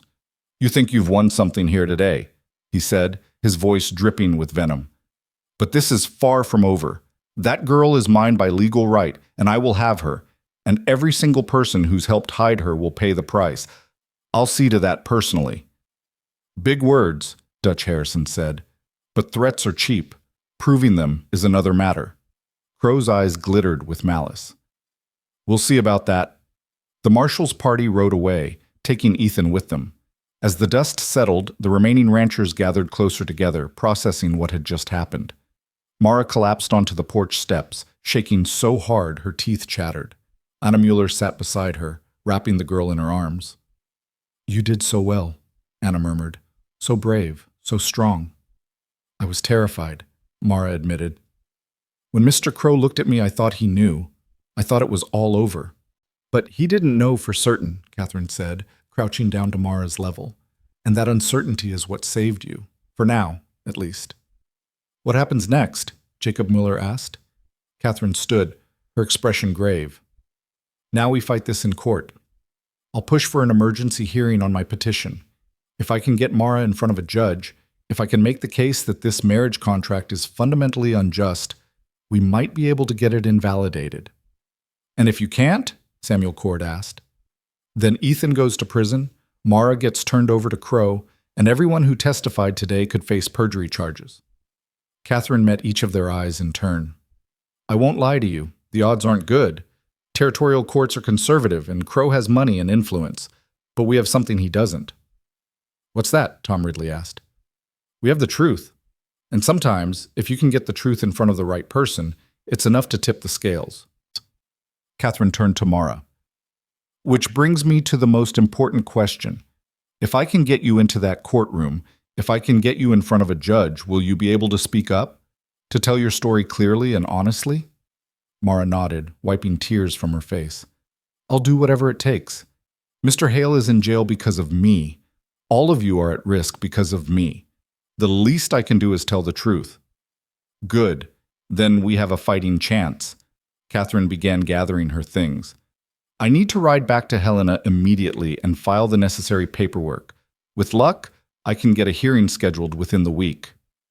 "A week?" Dutch said quietly. "A lot can happen in a week." "I know, which is why Mara needs to stay hidden and safe. Mr. Crow is going to be watching this property now, waiting for her to slip up." Catherine looked at the assembled ranchers. "Do any of you have a place where she could stay temporarily? Somewhere Crow wouldn't think to look?"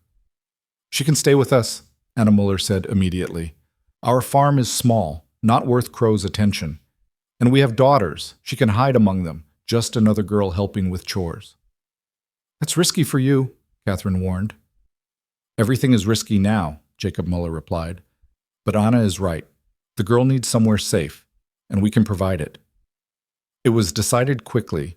Mara would go with the Mullers, still disguised as a boy for the journey, then resume being herself once safely hidden on their property. The other ranchers would maintain watch and communication, ready to sound the alarm if Crow's men came searching again. As they prepared to leave, Mara approached Dutch Harrison. "Mr. Harrison, can you get a message to Mr. Hale? Can you tell him I'm sorry, that I never wanted any of this to happen?" Dutch's scarred face softened. "He knows that, girl. And he doesn't blame you. None of us do. But he's in jail because of me. He's in jail because he chose to do the right thing.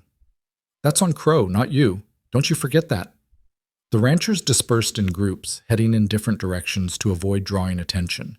Anna and Jacob took Mara with them, the girl hunched in the saddle of Jacob's spare horse, still maintaining her disguise. Dutch remained behind, staring at Ethan's empty house. The morning had started with hope, a plan, a lawyer, a chance at justice.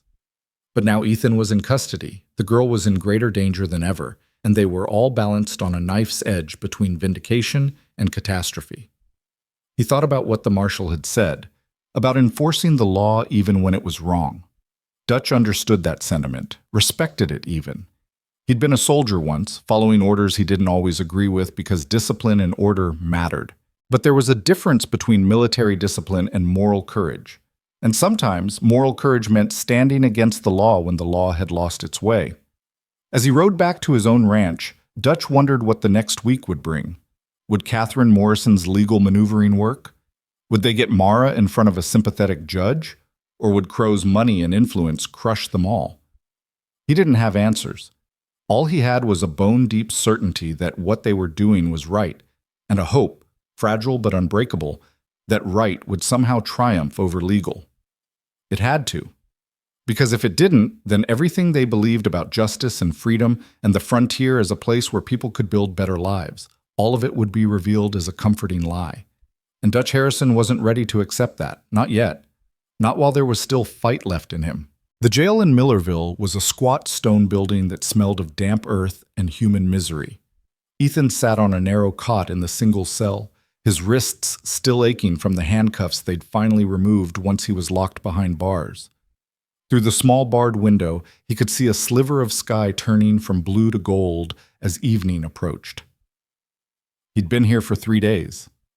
3 days of uncertainty, of not knowing whether Mara was safe, whether Catherine Morrison had succeeded in filing her petition, whether the network of ranchers was holding together under Crow's scrutiny. Marshal Garrett had allowed him no visitors and no messages, citing concerns about witness tampering. The isolation was calculated, deliberate, a tactic meant to break his spirit and make him more willing to cooperate. It wasn't working. Ethan had endured worse than this. He'd watched his daughter waste away from fever while he stood helpless. He'd buried his wife in frozen ground and spent 7 winters alone with nothing but ghosts for company. A few days in a cell couldn't touch the depths of suffering he'd already survived. But what gnawed at him was the helplessness. Out there, events were unfolding that would determine Mara's fate, and he could do nothing but wait. The sound of the outer door opening pulled him from his thoughts. He heard voices, the deputy on duty and someone else. A woman's voice he didn't immediately recognize. Then footsteps approached his cell, and he looked up to see an unexpected visitor. She was perhaps 45, dressed in the practical but well-made clothing of someone with means and position. Her dark hair was streaked with gray and pulled back in a severe bun, and her face bore the kind of weathered dignity that came from years of hard-won authority. But it was her eyes that struck Ethan most. They held a sharpness that missed nothing, and a depth that suggested she'd seen more of life's cruelties than she cared to remember. The deputy unlocked the cell door. "You've got 15 minutes, Judge Blackwood. I'll be right outside if you need anything." "Judge." Ethan stood slowly, his mind racing. This was the territorial judge from Helena, the one Catherine Morrison had petitioned. But why had she come here personally?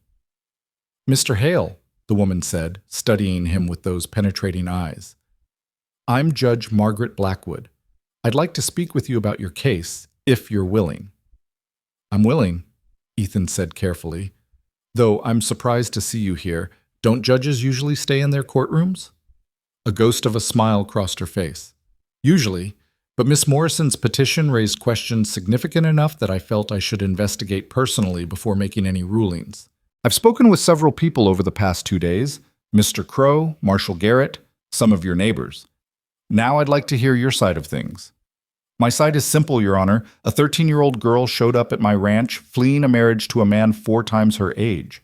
I chose to protect her. That's the whole story." "Is it?"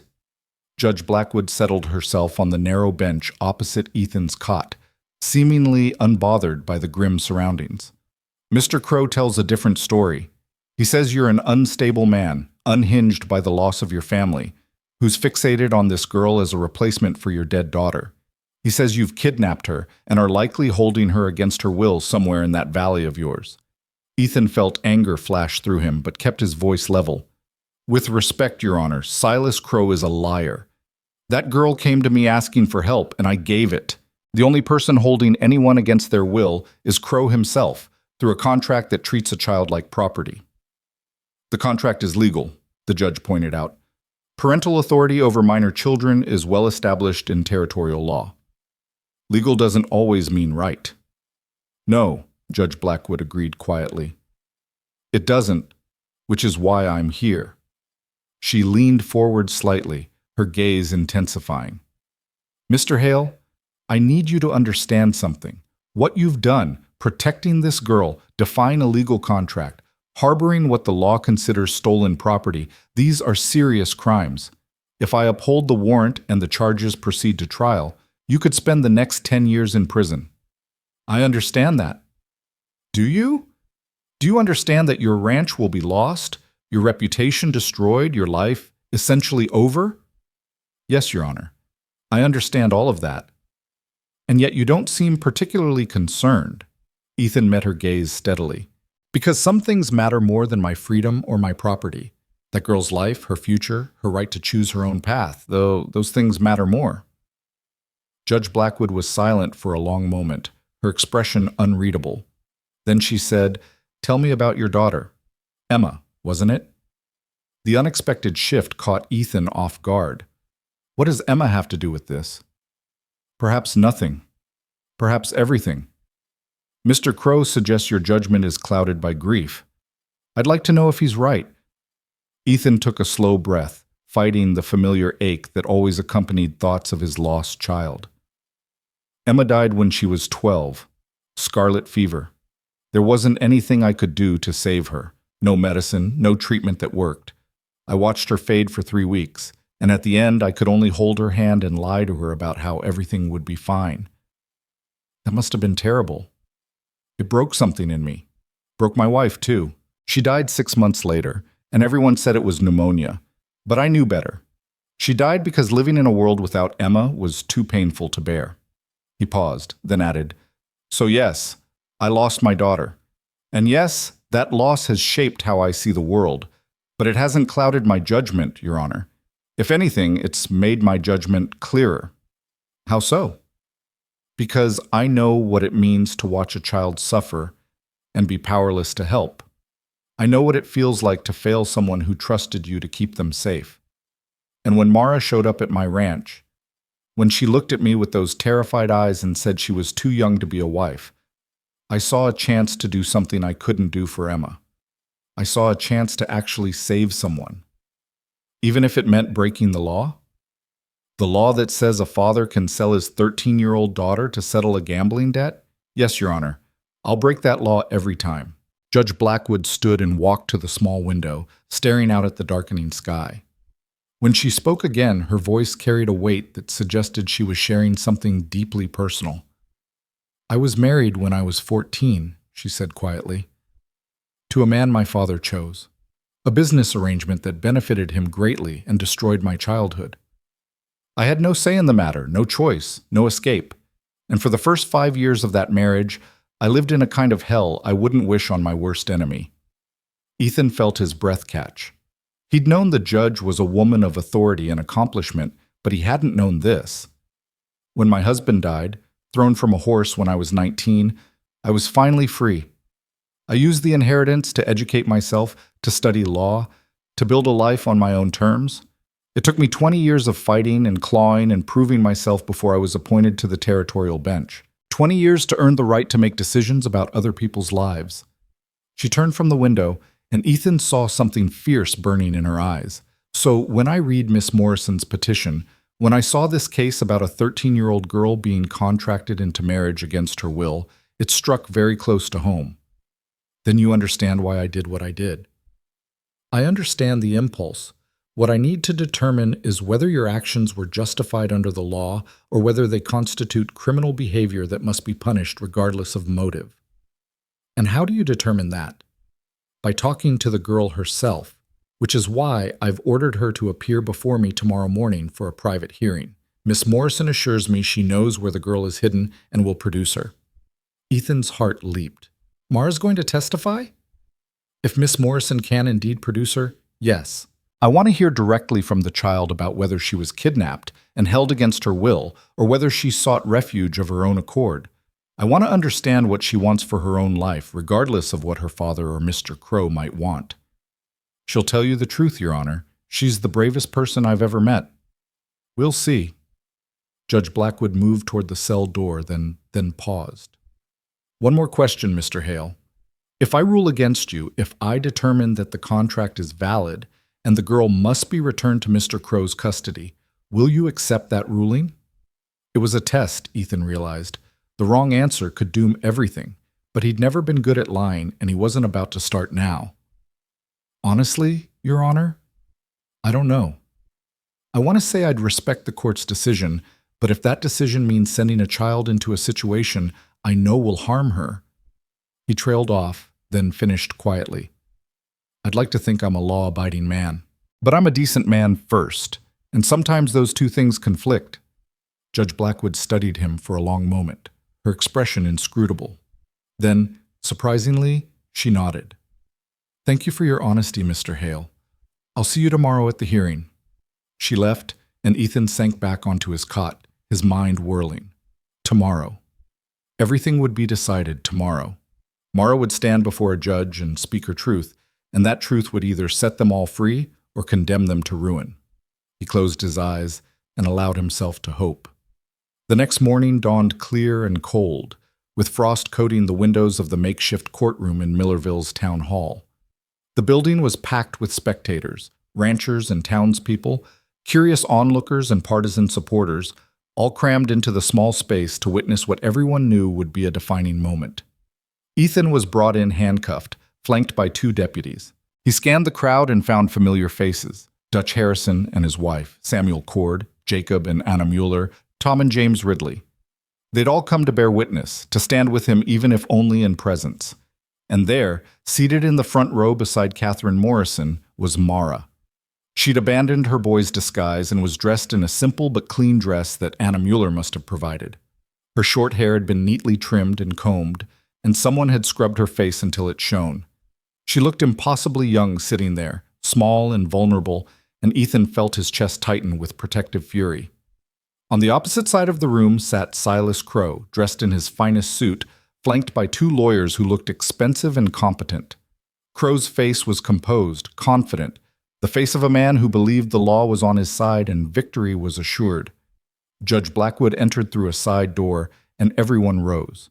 She took her seat behind a makeshift bench, really just a table draped with a cloth bearing the territorial seal, and surveyed the assembled crowd with sharp eyes. "This is an informal hearing," she began, her voice carrying authority despite the unusual setting. "I'm here to gather testimony and make preliminary rulings on two matters. First, whether the charges against Ethan Hale are substantiated and should proceed to trial. Second, whether the marriage contract between Silas Crow and Mara Brennan is valid and enforceable under territorial law." Murmurs rippled through the crowd. Judge Blackwood raised a hand for silence. "I'll hear from the principals in this matter directly. Mr. Crow, since you're the complainant, you may speak first." Crow stood, his bearing confident and his voice smooth as silk. "Thank you, Your Honor. The facts of this case are straightforward. Thomas Brennan, father of Mara Brennan, entered into a legal and binding contract with me. In exchange for the forgiveness of substantial debts, $5,000, he agreed to give his daughter's hand in marriage. This contract was witnessed, notarized, and filed with the county clerk. It is in every respect a valid legal document. When the girl disappeared days before our wedding, I naturally sought to recover my intended bride. My investigations led me to believe that Ethan Hale had kidnapped her and was holding her against her will. I swore out a complaint, Marshal Garrett investigated, and Mr. Hale was arrested. Now I simply ask that the court uphold the law, return my property to me, and punish those who broke the law by harboring her." He sat down, looking satisfied. Judge Blackwood made a note, then turned to Catherine Morrison. "Miss Morrison, you represent Mr. Hale." "I do, Your Honor. And I'd like to address Mr. Crow's characterization of Miss Brennan as his property. She is not property. She is a human being, a child, entitled to fundamental rights that cannot be signed away by a parent, no matter how much debt that parent has incurred." "The law says otherwise," one of Crow's lawyers interjected. "The law is evolving," Catherine shot back, "and this court has the authority to determine whether a contract violates public policy, even if it appears facially valid. I submit that any contract that treats a 13-year-old child as a commodity to be traded for debt relief is fundamentally void as against public policy." Judge Blackwood held up a hand. "Save the legal arguments for later, Miss Morrison. Right now, I want to hear from the girl herself." She gestured to Mara. "Miss Brennan, please approach." Mara stood on shaking legs and walked to the front of the room. She looked impossibly small standing there before the judge, before Crow, before the assembled crowd. But when she spoke, her voice was clear and steady. "Yes, Your Honor. I have several questions for you, and I need you to answer them honestly. Do you understand?" "Yes, Your Honor." "First, did Ethan Hale kidnap you?" "No, Your Honor. I went to his ranch of my own free will, asking for help." "Why did you need help?" Mara's hands clenched at her sides. "Because my father had sold me to Mr. Crow to pay off his gambling debts. The wedding was scheduled, and I was terrified." "Terrified of what?" "Of being married to a man I didn't know, who was 4 times my age, who looked at me in ways that made my skin crawl. Of being trapped in a situation I had no power to escape." Crow surged to his feet. "This is nonsense. The girl is being coached to say these things." "Mr. Crow, sit down," Judge Blackwood said sharply. "You'll have your chance to respond." Crow sat, his face flushed with anger. The judge turned back to Mara.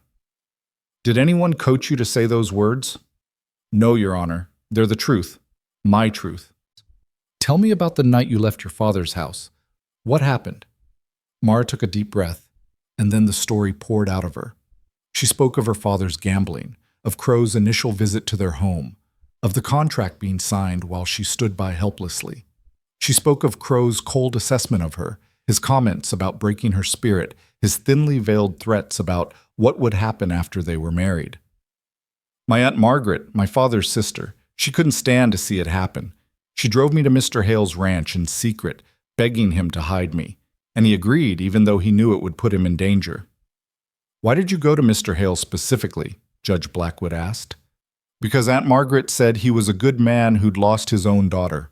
She thought he might understand, might be willing to help when others wouldn't. And was she right? Yes, Your Honor. Mr. Hale took me in without hesitation. He fed me, protected me, taught me how to hide when searchers came. He never asked for anything in return. He just helped me because it was the right thing to do.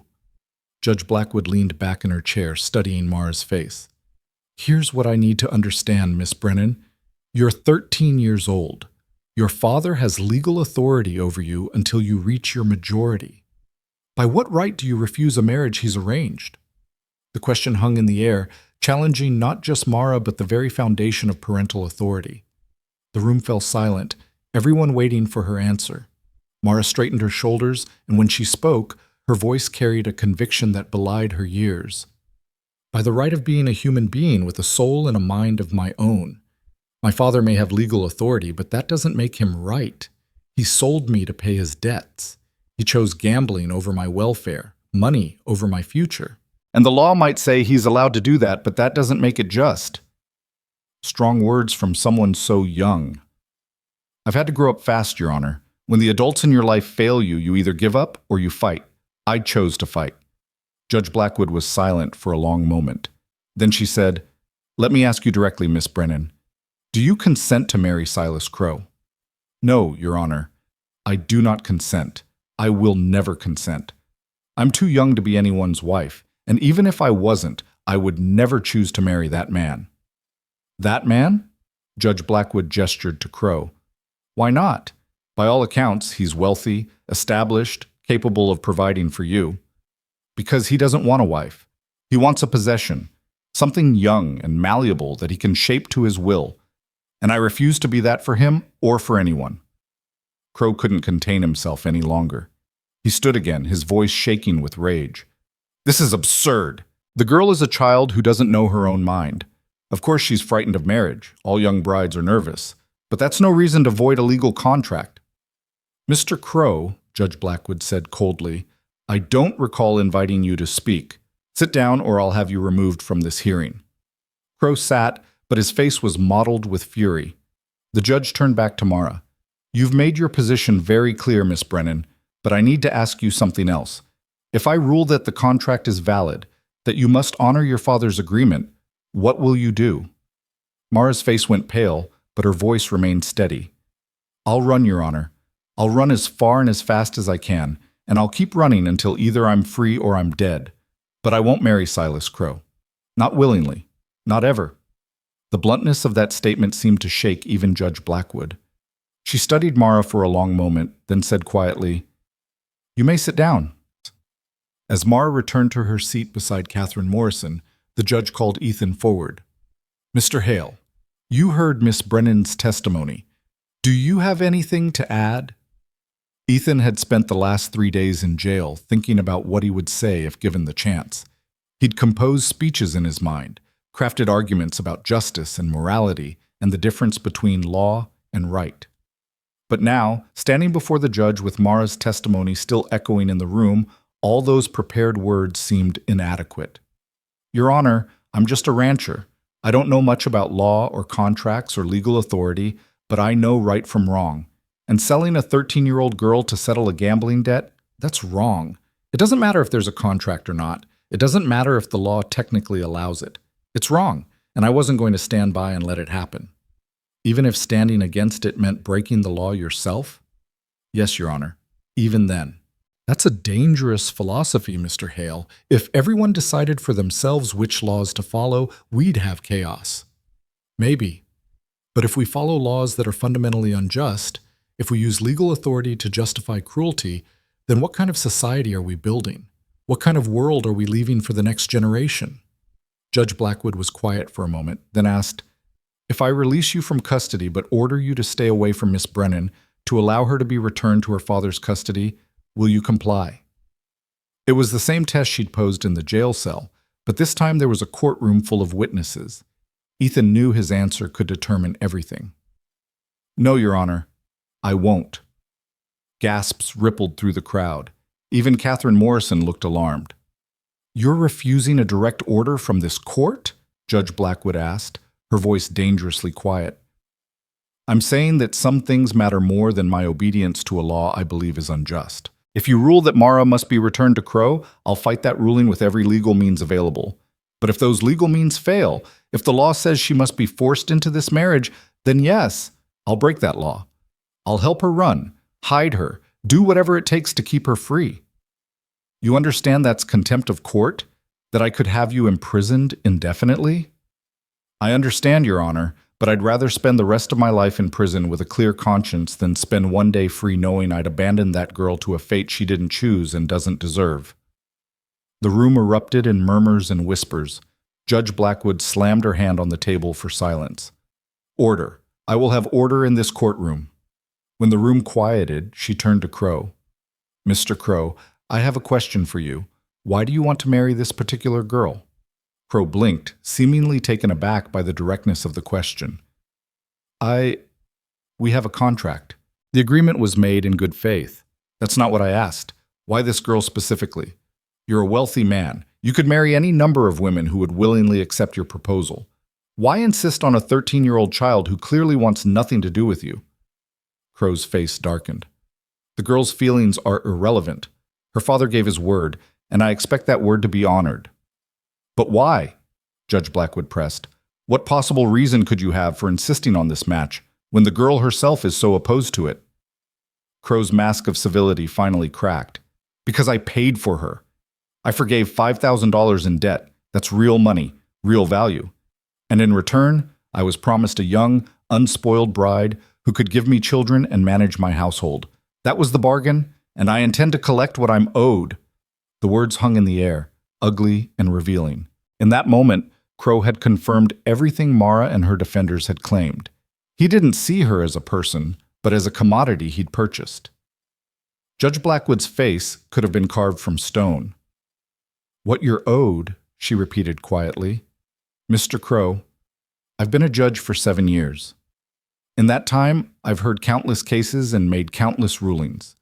But I've never heard anything quite as repulsive as what you just said. Crow seemed to realize his mistake. Your Honor, I didn't mean... You meant exactly what you said. You view this child as property you purchased, and you're demanding delivery of your goods. Well, Mr. Crow, I have news for you. Children are not goods. They are not property, and no contract, however legal it may appear, can change that fundamental truth. She stood, and everyone in the room rose with her. I'm issuing several rulings, Judge Blackwood announced. First, all charges against Ethan Hale are dismissed. He did not kidnap Miss Brennan. She sought refuge with him of her own free will, and he provided that refuge in service of a higher moral obligation. Relief flooded through Ethan so powerfully he nearly staggered. Second, the marriage contract between Silas Crow and Mara Brennan is hereby declared void as against public policy. No court in this territory should enforce a contract that treats a child as a commodity to be bought and sold. Crow shot to his feet. You can't do that. The contract is legal. The contract may be legal, Mr. Crow, but it is not enforceable. There's a difference. And I am exercising my authority to refuse to enforce a contract that violates fundamental principles of human dignity. I'll appeal this. I'll take it to the Territorial Supreme Court. You do that, Judge Blackwood said calmly. But until such time as a higher court overturns my ruling, this contract is void. She turned to Mara. Miss Brennan, I'm placing you under the temporary guardianship of... She paused, scanning the courtroom. Then her eyes settled on Anna Mueller. Mrs. Anna Mueller, who has testified to her willingness to provide you with a safe home and proper education. Your father's parental rights are suspended pending a full review of his fitness. You can't take away a father's rights, one of Crow's lawyers objected. I can, and I have, Judge Blackwood replied. Mr. Brennan sold his daughter to pay gambling debts. That demonstrates such a fundamental failure of parental duty that I have no choice but to intervene. If he wishes to challenge my ruling, he may file an appeal." She gathered her papers, then addressed the entire courtroom. "Let this case serve as a reminder that the law is meant to serve justice, not to facilitate injustice. When contracts or statutes are used to perpetrate harm against the vulnerable, it is the duty of the courts to stand as a bulwark against that harm." This hearing is adjourned. The room erupted in chaos. Some people cheering, others protesting, everyone talking at once. But Ethan heard none of it. He was watching Mara, who had collapsed into Anna Muller's arms, sobbing with relief. Catherine Morrison was shaking his hand, congratulating him, explaining the technical brilliance of Judge Blackwood's rulings. Dutch Harrison was pounding him on the back. Other ranchers were crowding around, offering their support and celebration. But Ethan's eyes kept returning to Mara, this brave child who'd stood before a judge and demanded her right to choose her own life. She'd won. They'd all won. Not through violence or deception, but through truth spoken plainly in a courtroom, heard by a judge who'd had the courage to rule with her conscience rather than her legal precedents. Silas Crowe stormed out of the courtroom, his lawyers trailing behind, already discussing appeals and legal strategies. But everyone knew it was over. Judge Blackwood's ruling had stripped away the veneer of legality that had protected Crowe's intentions, exposed them for what they truly were: the exploitation of a child by a powerful man who believed his money entitled him to anything he wanted. As the crowd began to disperse, Mara broke free from Anna Mueller and ran to Ethan. She threw her arms around him, and he held her while she wept, murmuring soothing words that meant nothing and everything. "Thank you," she whispered against his shoulder. "Thank you for not giving up on me." "Thank you for being brave enough to speak your truth," he replied. "You did this, Mara. You stood up there and told that judge exactly who you are and what you deserve. That took more courage than anything I've ever done." Judge Blackwood approached them, and Mara straightened, wiping her eyes. "Miss Brennan," the judge said gently, "you have a remarkable spirit. Don't ever let anyone break that." "I won't, Your Honor. I promise." The judge turned to Ethan. "Mr. Hale, you took an enormous risk protecting this girl. You could have lost everything." "I know, but she was worth the risk." "Yes," Judge Blackwood agreed. "She was. I hope you'll stay in her life, Mr. Hale. She's going to need good people around her as she grows up." "I intend to, Your Honor, if she'll have me." Mara grabbed his hand. "Always," she said fiercely. "Your family, now." As they walked out of the courthouse into the bright Montana sunshine, Ethan felt something he hadn't experienced in 7 long years: peace. Not the peace of resignation or the peace of surrender, but the peace that came from knowing he'd done the right thing, regardless of cost. Mara was safe. She was free. And together, along with all the good people who'd stood beside them, they'd proven that sometimes truth really could triumph over power. Sometimes, if you had the courage to fight for it, justice could win. The celebration that followed Judge Blackwood's ruling was tempered by caution. Everyone knew that Silas Crowe wasn't a man who accepted defeat gracefully, and his lawyers had already filed notice of appeal before the sun set that day. But for the moment, standing in the street outside the courthouse with Mara safe beside him and friends surrounding them both, Ethan allowed himself to feel something close to joy. Dutch Harrison organized an impromptu gathering at his ranch that evening, and nearly everyone who'd stood with them during the ordeal came. Tables were set up in the yard, food appeared from various kitchens, and for a few hours the valley community forgot about the threat still looming and simply celebrated a victory that had seemed impossible just days earlier. Ethan found himself standing apart from the crowd, watching Mara laugh at something one of the Mueller daughters had said. She looked different now, lighter somehow, as if Judge Blackwood's ruling had lifted a weight she'd been carrying since her father first told her about the arrangement with Crowe. Her short hair had begun to grow out in soft waves, and Anna Mueller had found her clothes that actually fit properly. She was still just a child, but she was a child who'd been given back her future. "You did good, Ethan," a voice said beside him. He turned to find Catherine Morrison, the lawyer who'd made all of this possible through her legal maneuvering and unwavering advocacy. "We all did," Ethan corrected. "I just provided a place to hide. You're the one who found the legal pathway out." Catherine shook her head. Legal pathways only work if someone has the courage to walk them. You gave that girl sanctuary when no one else would. That took backbone most men don't have. I did what anyone should have done. But most people wouldn't have. That's the point. She paused, then added more seriously, "You should know that Crow's appeal has teeth. He's hired one of the best legal minds in the territory, and they're arguing that Judge Blackwood overstepped her authority. They're saying she can't void a contract just because she personally finds it distasteful." Ethan felt his stomach tighten. What are the chances they'll succeed? Honestly, maybe 50-50. Judge Blackwood's ruling was bold, maybe too bold for the territorial Supreme Court to uphold. They tend to be conservative on questions of parental authority and contract law. Catherine met his eyes. But here's what matters. Even if they overturn her ruling on the contract, they can't change her dismissal of the criminal charges against you. You're free, and you'll stay free. And Mara's guardianship arrangement stands until someone successfully challenges it, which could take months or years. So she's safe, at least for now? As safe as we can make her. The Mullers have legal custody, and they're good people. They'll protect her while the appeals process plays out. Catherine smiled slightly. And between you and me, I don't think Crow has the stomach for a protracted legal fight. His reputation took a serious hit when Judge Blackwood called him out in open court. People are talking about how he views children as property he can purchase. That kind of talk is bad for business. I hope you're right. Time will tell, but for tonight, try to enjoy this. You earned it. Catherine moved away to join the other guests, and Ethan was left with his thoughts. He understood the precarious nature of their victory, built on one judge's courage and vulnerable to reversal by higher courts. But he also understood that something fundamental had shifted. Mara had spoken her truth in a public forum, and that truth had resonated with people. Word of the hearing was spreading through the territory, carried by those who'd witnessed it and embellished by those who hadn't. The story was becoming legend, a young girl standing up to power, a rancher risking everything to protect her, a judge brave enough to do what was right instead of what was easy. Stories like that mattered. They changed how people thought about law and justice and the obligations they owed to each other. As darkness fell and lanterns were lit around Dutch's yard, Ethan found himself drawn into conversation with the other ranchers.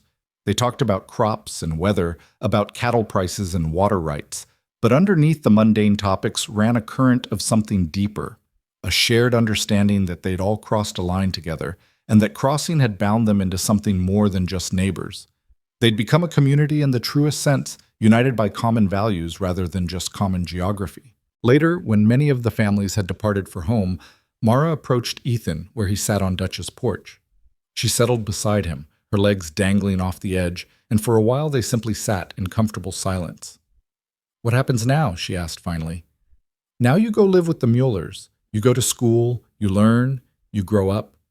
You get to be a child for a while longer. And you, what happens to you?" Ethan considered the question.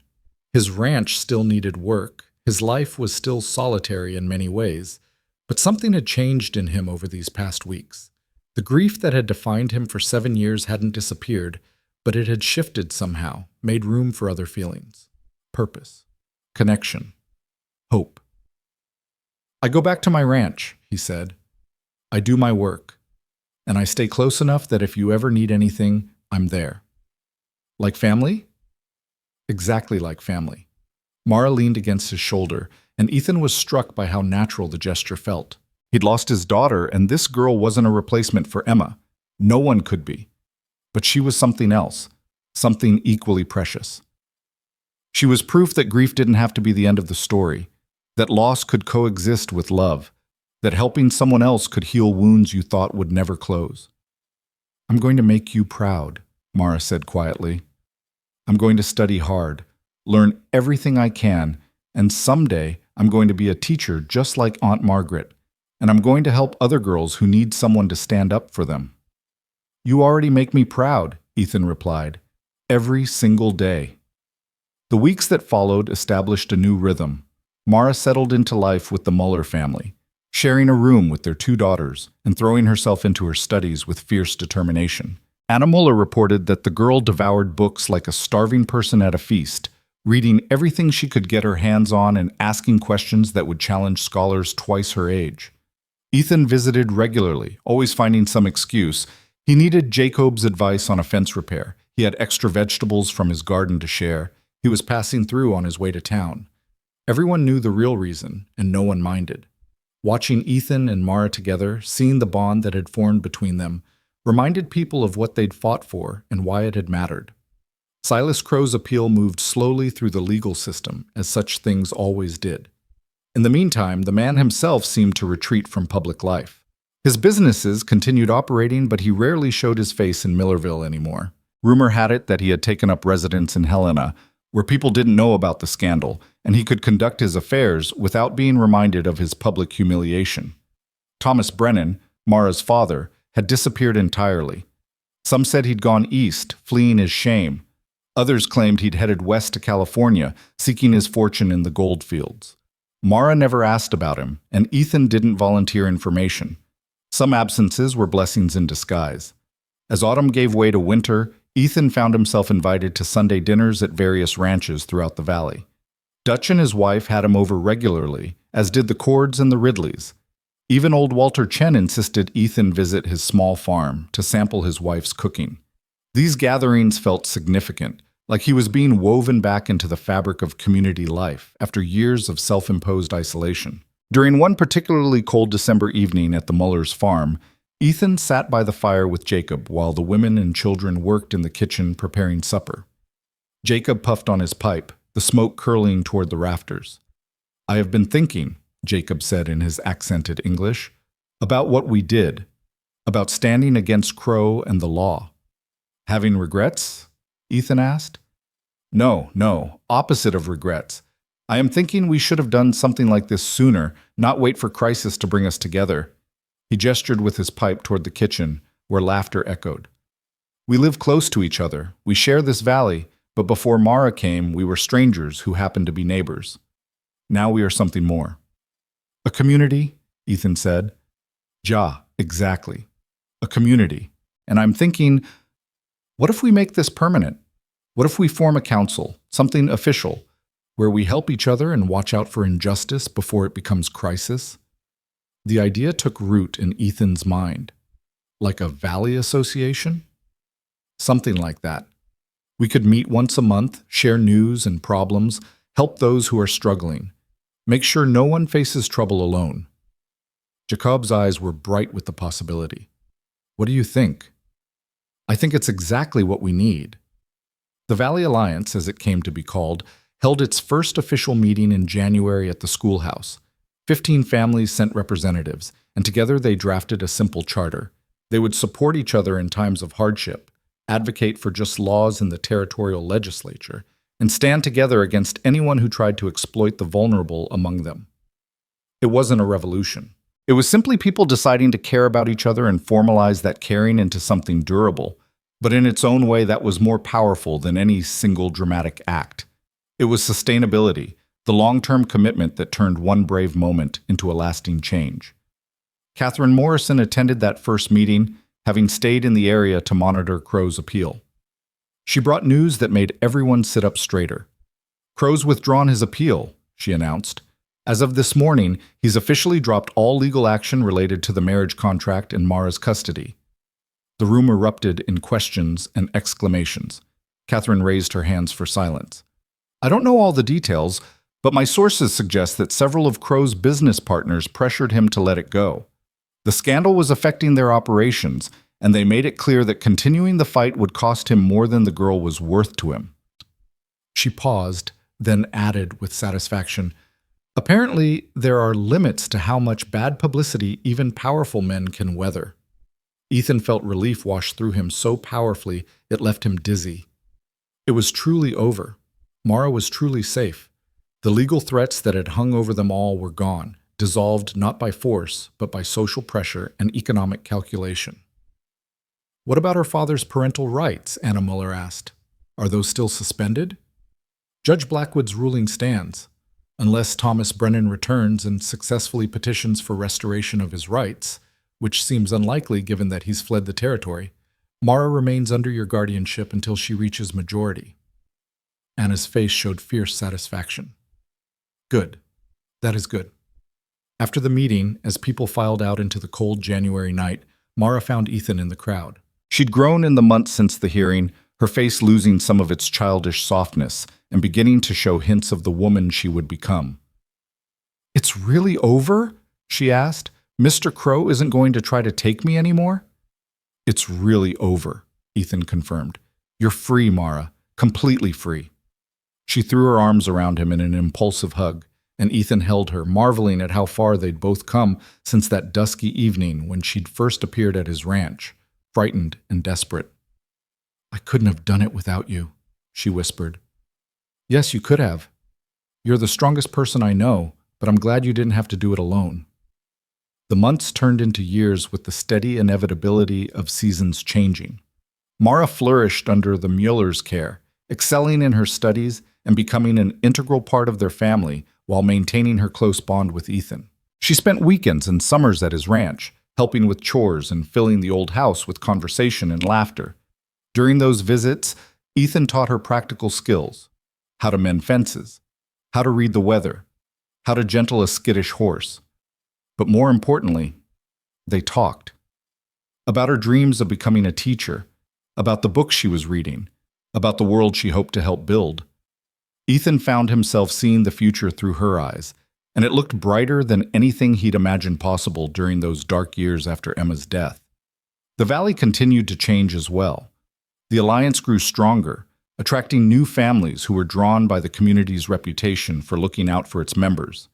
They established a lending library, organized barn raisings for newcomers, and successfully lobbied the territorial legislature for a new school building. Judge Margaret Blackwood visited twice more, officially to review Mara's custody arrangement, but really, Ethan suspected, to see how the girl was progressing. Each time she seemed pleased with what she found, a thriving child becoming an educated young woman, surrounded by people who valued her for who she was, rather than what she could be worth to them. On her second visit, the judge pulled Ethan aside for a private conversation. "You know," she said, "I've presided over hundreds of cases in my years on the bench. Most of them blur together after a while. But I'll never forget this one. Never forget that girl standing in front of me saying she was too young to be a wife, or you saying you'd break the law before you'd let her be harmed." "We just did what was right," Ethan said. "That's rarer than you think. Most people know what's right but lack the courage to act on it. You had that courage, and it made all the difference." She paused, then added, "Cases like this are why I became a judge. To stand between power and vulnerability, to give voice to those who otherwise wouldn't be heard. Thank you for reminding me why that matters." When Mara turned 16, the Muellers organized a birthday celebration that drew half the valley. She'd grown tall and confident, her short hair now long enough to braid, her eyes still holding that fierce intelligence that had first struck Ethan. She'd become fluent in German from living with the Muellers, had read her way through every book in the lending library, and had already been accepted as a teacher's apprentice at the new school that would open the following fall. During the celebration, she sought out Ethan where he stood on the edge of the crowd, watching the festivities with quiet satisfaction. "I want to show you something," she said, leading him to a quiet corner of the barn. From her pocket, she withdrew a folded piece of paper, carefully preserved and obviously precious to her. Ethan unfolded it and found himself looking at a letter of acceptance from the Montana Territorial Normal School, the training institution for teachers. The letter was dated for the following year, after she completed her apprenticeship. "Anna and Jacob are going to help with tuition," Mara explained, her voice bright with excitement. "And I've been saving money from tutoring the younger children. I'll be able to attend for 2 full years, get my teaching certificate, and then I can work anywhere in the territory." "Mara, that's wonderful. Your Aunt Margaret would be so proud." "I think she would be. I wish I could tell her, but she moved to California last year and we've lost touch." Mara's expression grew more serious. "But I wanted to tell you first, before anyone else, because none of this would have been possible if you hadn't given me a chance at a future." "You gave yourself that chance. You stood up and fought for it." "Maybe, but I couldn't have fought alone." She reached out and took his hand. "When I was 13 and everything seemed hopeless, you were the only person who saw me as someone worth saving. Not because of what I could give you or what I was worth in a contract, but just because I was a person who deserved better. That changed everything for me. Ethan felt his throat tighten with emotion. You changed everything for me too. I was barely living before you showed up, just going through the motions, counting down the days until I could join Emma and Sarah. But you reminded me that life is worth living, that there are still people worth fighting for. They stood together in the quiet barn, the sounds of celebration muted by distance, and Ethan thought about the strange path that had brought them to this moment. If Mara's father hadn't gambled away his fortune, if Crow hadn't proposed his terrible contract, if Margaret Brennan hadn't had the courage to drive her niece to a stranger's ranch, none of this would have happened.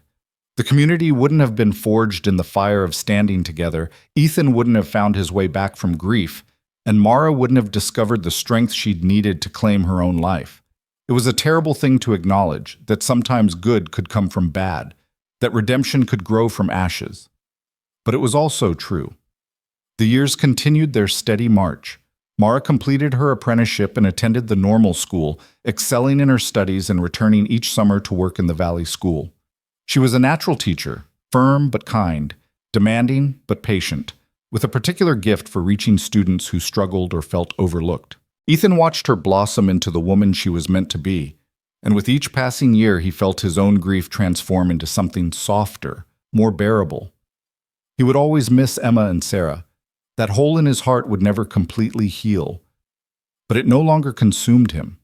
He'd found a way to honor their memory by living fully, by caring for others, by being the kind of man who could be counted on when someone needed help. The ranch prospered modestly under his renewed attention. He hired a young man from town to help with the heavier work, and together they expanded the operation, adding new pastures and improving the livestock. It would never make him wealthy, but it provided a comfortable life and kept him connected to the land he loved.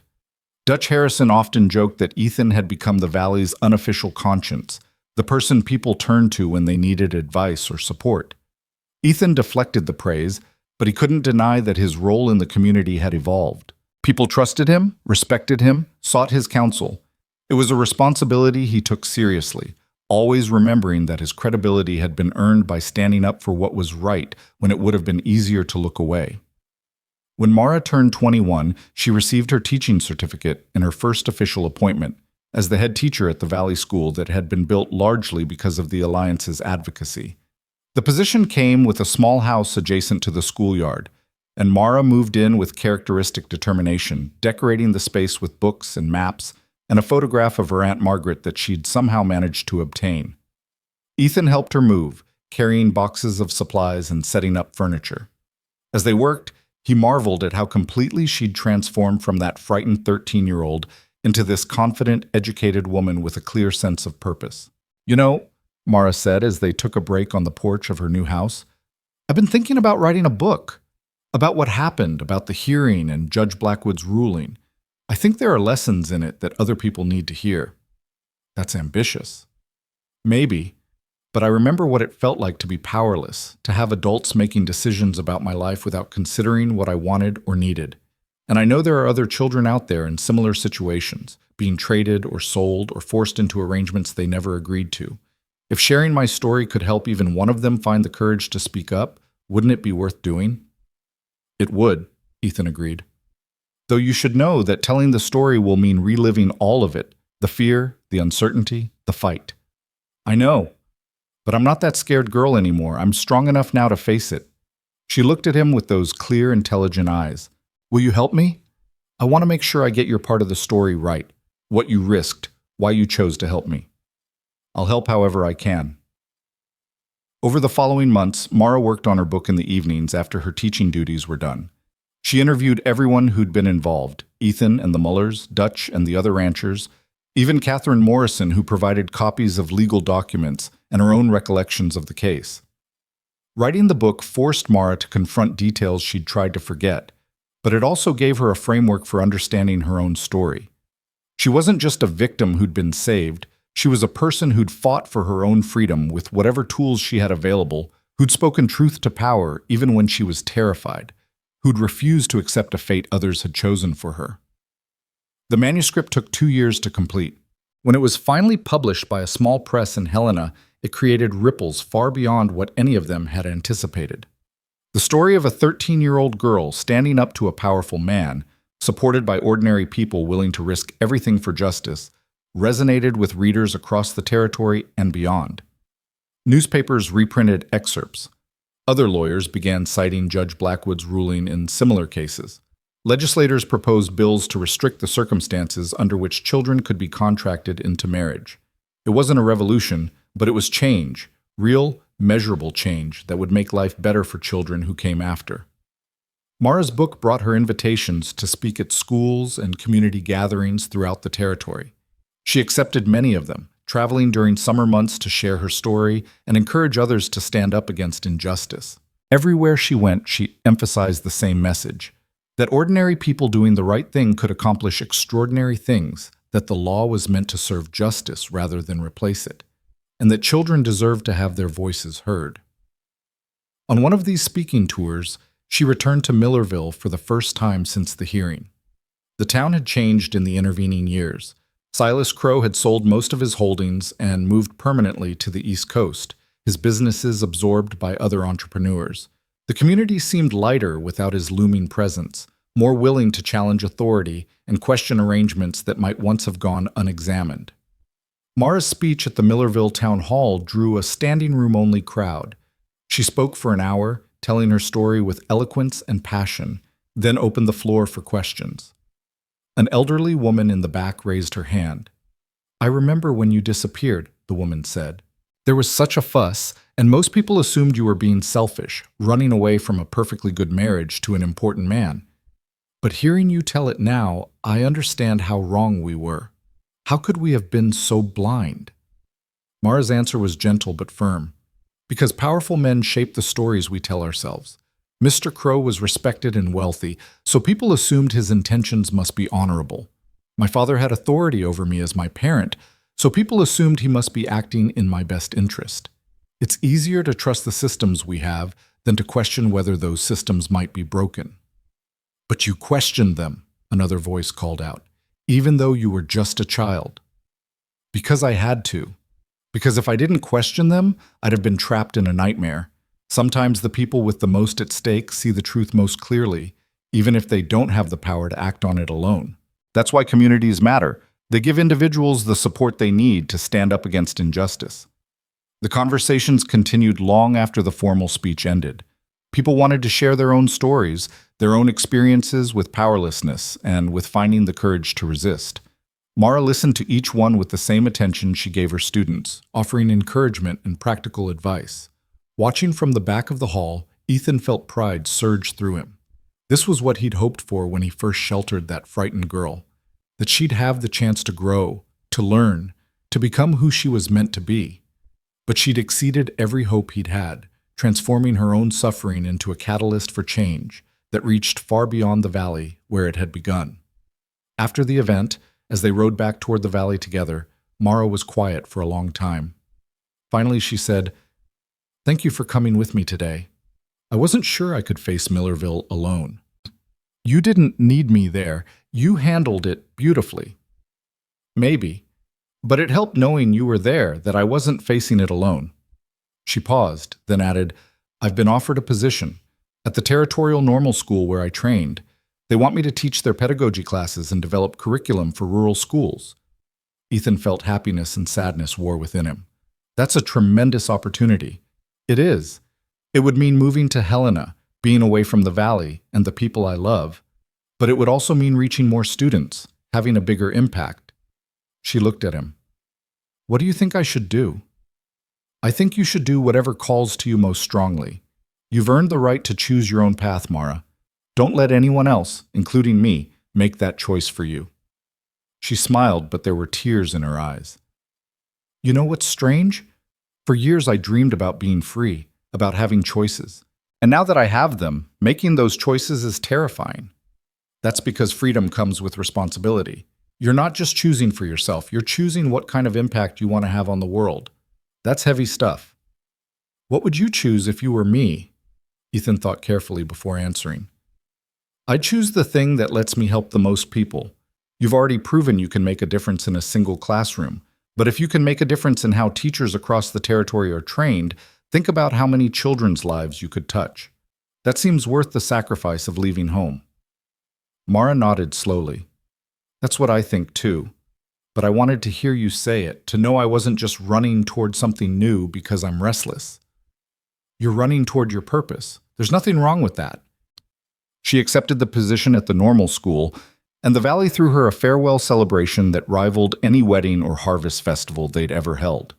People came from farms and ranches throughout the region to wish her well, to thank her for what she'd taught their children, to express their pride in seeing one of their own achieve such success. During the celebration, Anna Muller pulled Ethan aside, tears streaming down her weathered face. "She's like daughter to me," Anna said in her thick accent. "I love her like I love my own girls, but I'm happy she goes to do this important work. Is that strange?" "It's not strange at all," Ethan assured her. "That's what love looks like when it's healthy. Wanting the best for someone even when it means letting them go." "You feel this too, Ya, about her leaving?" Ethan nodded, not trusting himself to speak. He'd known this day would come, had actively encouraged it even, but that didn't make the parting any easier. Mara had become the center around which his renewed life revolved, and her absence would leave a hole he'd have to learn to navigate. But it was a different kind of hole than the one Emma's death had left. That had been torn by tragedy, by loss that served no purpose and taught no lessons. This was a space created by growth, by someone he loved moving forward into the life they were meant to live. It hurt, but it was the kind of hurt that came from love rather than from its absence. On the morning Mara was scheduled to depart for Helena, Ethan rode to the schoolhouse where she was finishing her packing. She looked up as he entered, and he saw in her face both excitement for what lay ahead and sadness at what she was leaving behind. "I wanted to give you something," Ethan said, holding out a small wooden box he'd spent weeks crafting. "For your new home." Mara opened it carefully and found inside a collection of items. A pressed flower from Emma's grave, a photograph of Sarah and Emma together that Ethan had treasured for years, a smooth river stone from the creek that ran through his property, and a letter written in his careful hand. "Read the letter when you're settled," he said. "But the other things are just reminders. You're carrying part of this valley with you, part of all of us. You're never really alone, no matter how far you travel." She clutched the box to her chest, tears flowing freely now. "I'm going to miss you so much. You've been more of a father to me than my real father ever was. And you've been the light that brought me back from darkness. We're even." They embraced, and Ethan allowed himself to hold on perhaps a moment longer than necessary, memorizing the feeling of this young woman he'd helped raise, this remarkable person he'd had the privilege of knowing. "Make me proud," he whispered. "I will. I promise."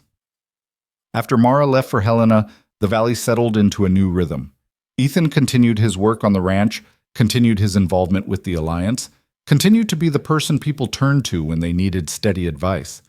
But there was an emptiness in his days that hadn't been there before, a quiet that reminded him uncomfortably of those years right after Sarah's death. He wrote to Mara regularly, and she wrote back with stories of her new life. The students she was teaching, the curriculum she was developing, the other educators she was collaborating with. Her letters were full of energy and purpose, and reading them brought Ethan both joy and a bittersweet longing. Months became a year, then 2. Ethan's hair turned fully gray, and he noticed he moved a bit slower than he used to. The young man he'd hired to help with the ranch was practically running the operation now, with Ethan serving more as advisor than active worker.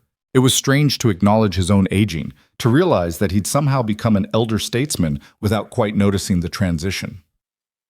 One late afternoon in early autumn, almost exactly 10 years after Mara had first appeared at his ranch, Ethan was mending harness leather on his porch when he saw a horse and rider approaching. Something about the rider's posture was familiar, and as they drew closer, his heart began to race. It was Mara. She'd changed in the 2 years since he'd last seen her in person.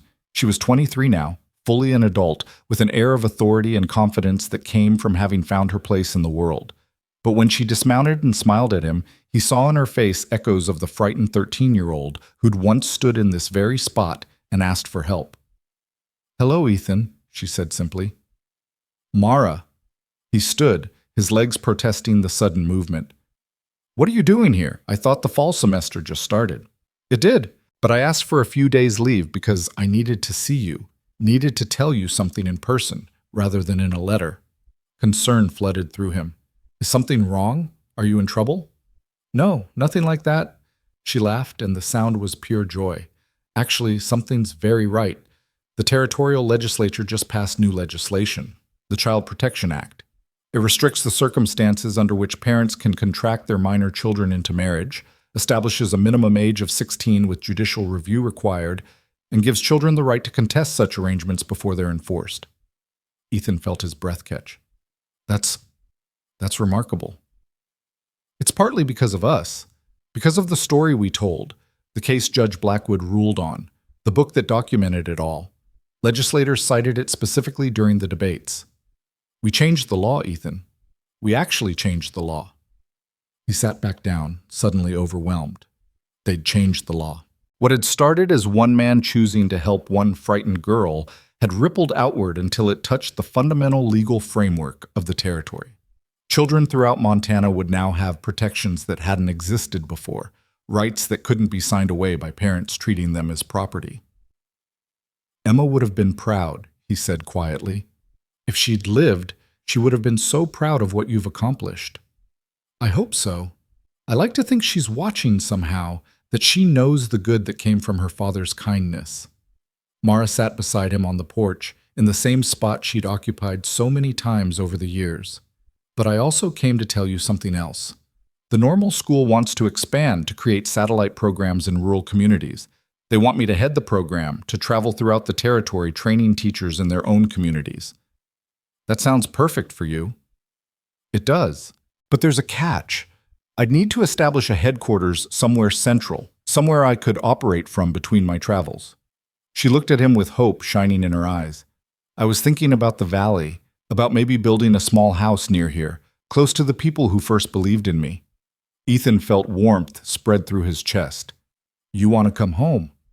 "If that's all right. I don't want to presume, but I thought, it's more than all right. It's perfect." They sat together as the sun descended toward the Bitterroot Range, painting the sky in shades of gold and crimson. Ethan thought about the journey they'd both taken, from that desperate night when a girl had shown up asking for help to this moment, when that same girl, now a woman of accomplishment and purpose, was choosing to return to the place where her new life had begun. "Can I ask you something?" Mara said softly. "Do you ever wonder what would have happened if Aunt Margaret had brought me to someone else's ranch? If some other person had been the one to make that choice?" "Sometimes," Ethan admitted, "but I try not to dwell on it. All I know is that you came to me, and I made the only choice I could live with. Everything that followed came from that moment. You saved my life that night. You know that, right? Not just from Mr. Crow, but from giving up on myself. I was ready to accept that my life didn't matter, that I was just property to be traded. And you showed me something different. You showed yourself something different. I just provided the space for you to see it." They talked until full darkness fell, catching up on 2 years of letters that could never capture everything worth sharing. Mara told him about her students, about the teachers she'd trained, about the slow but steady progress she was seeing in attitudes toward children's rights. Ethan told her about the Valley, about new families who'd joined the Alliance, about Dutch Harrison's oldest daughter who'd just married and was expecting the Valley's first fourth-generation child. As the evening grew late and the temperature dropped, Mara stood to leave for the Mueller's farm where she'd be staying during her visit. "Before I go," she said, "I want to thank you. Again and for always. You gave me my life back when I'd lost all hope. You stood between me and harm when it would have been easier to look away. And you taught me that courage isn't about never being afraid. It's about doing the right thing even when you're terrified." "You taught me something too," Ethan replied. "You taught me that grief doesn't have to be the end of the story, that love can survive loss, that purpose can emerge from pain, and that sometimes saving someone else is how you save yourself." She hugged him tightly, and in that embrace, Ethan felt the completion of a circle that had begun 10 years earlier. The frightened child who'd sought his protection had become the confident woman who'd chosen to return, and in that transformation lay redemption for both of them. After Mara rode away into the darkness, Ethan remained on his porch, staring up at the stars scattered across the vast Montana sky. He thought about Emma, buried on the hill behind his house, and Sarah, resting beside her. He thought about the years of isolation and grief, of surviving rather than living. And he thought about a dust-covered wagon appearing at dusk, carrying a desperate woman and a frightened girl who would change everything. It hadn't been easy. There had been moments of terror, of uncertainty, of wondering if the fight was worth the cost. But standing here now, knowing that Mara was free and flourishing, knowing that their struggle had helped change laws that would protect other children, knowing that his choice to stand for what was right had rippled outward in ways he could never have imagined. It had all been worth it.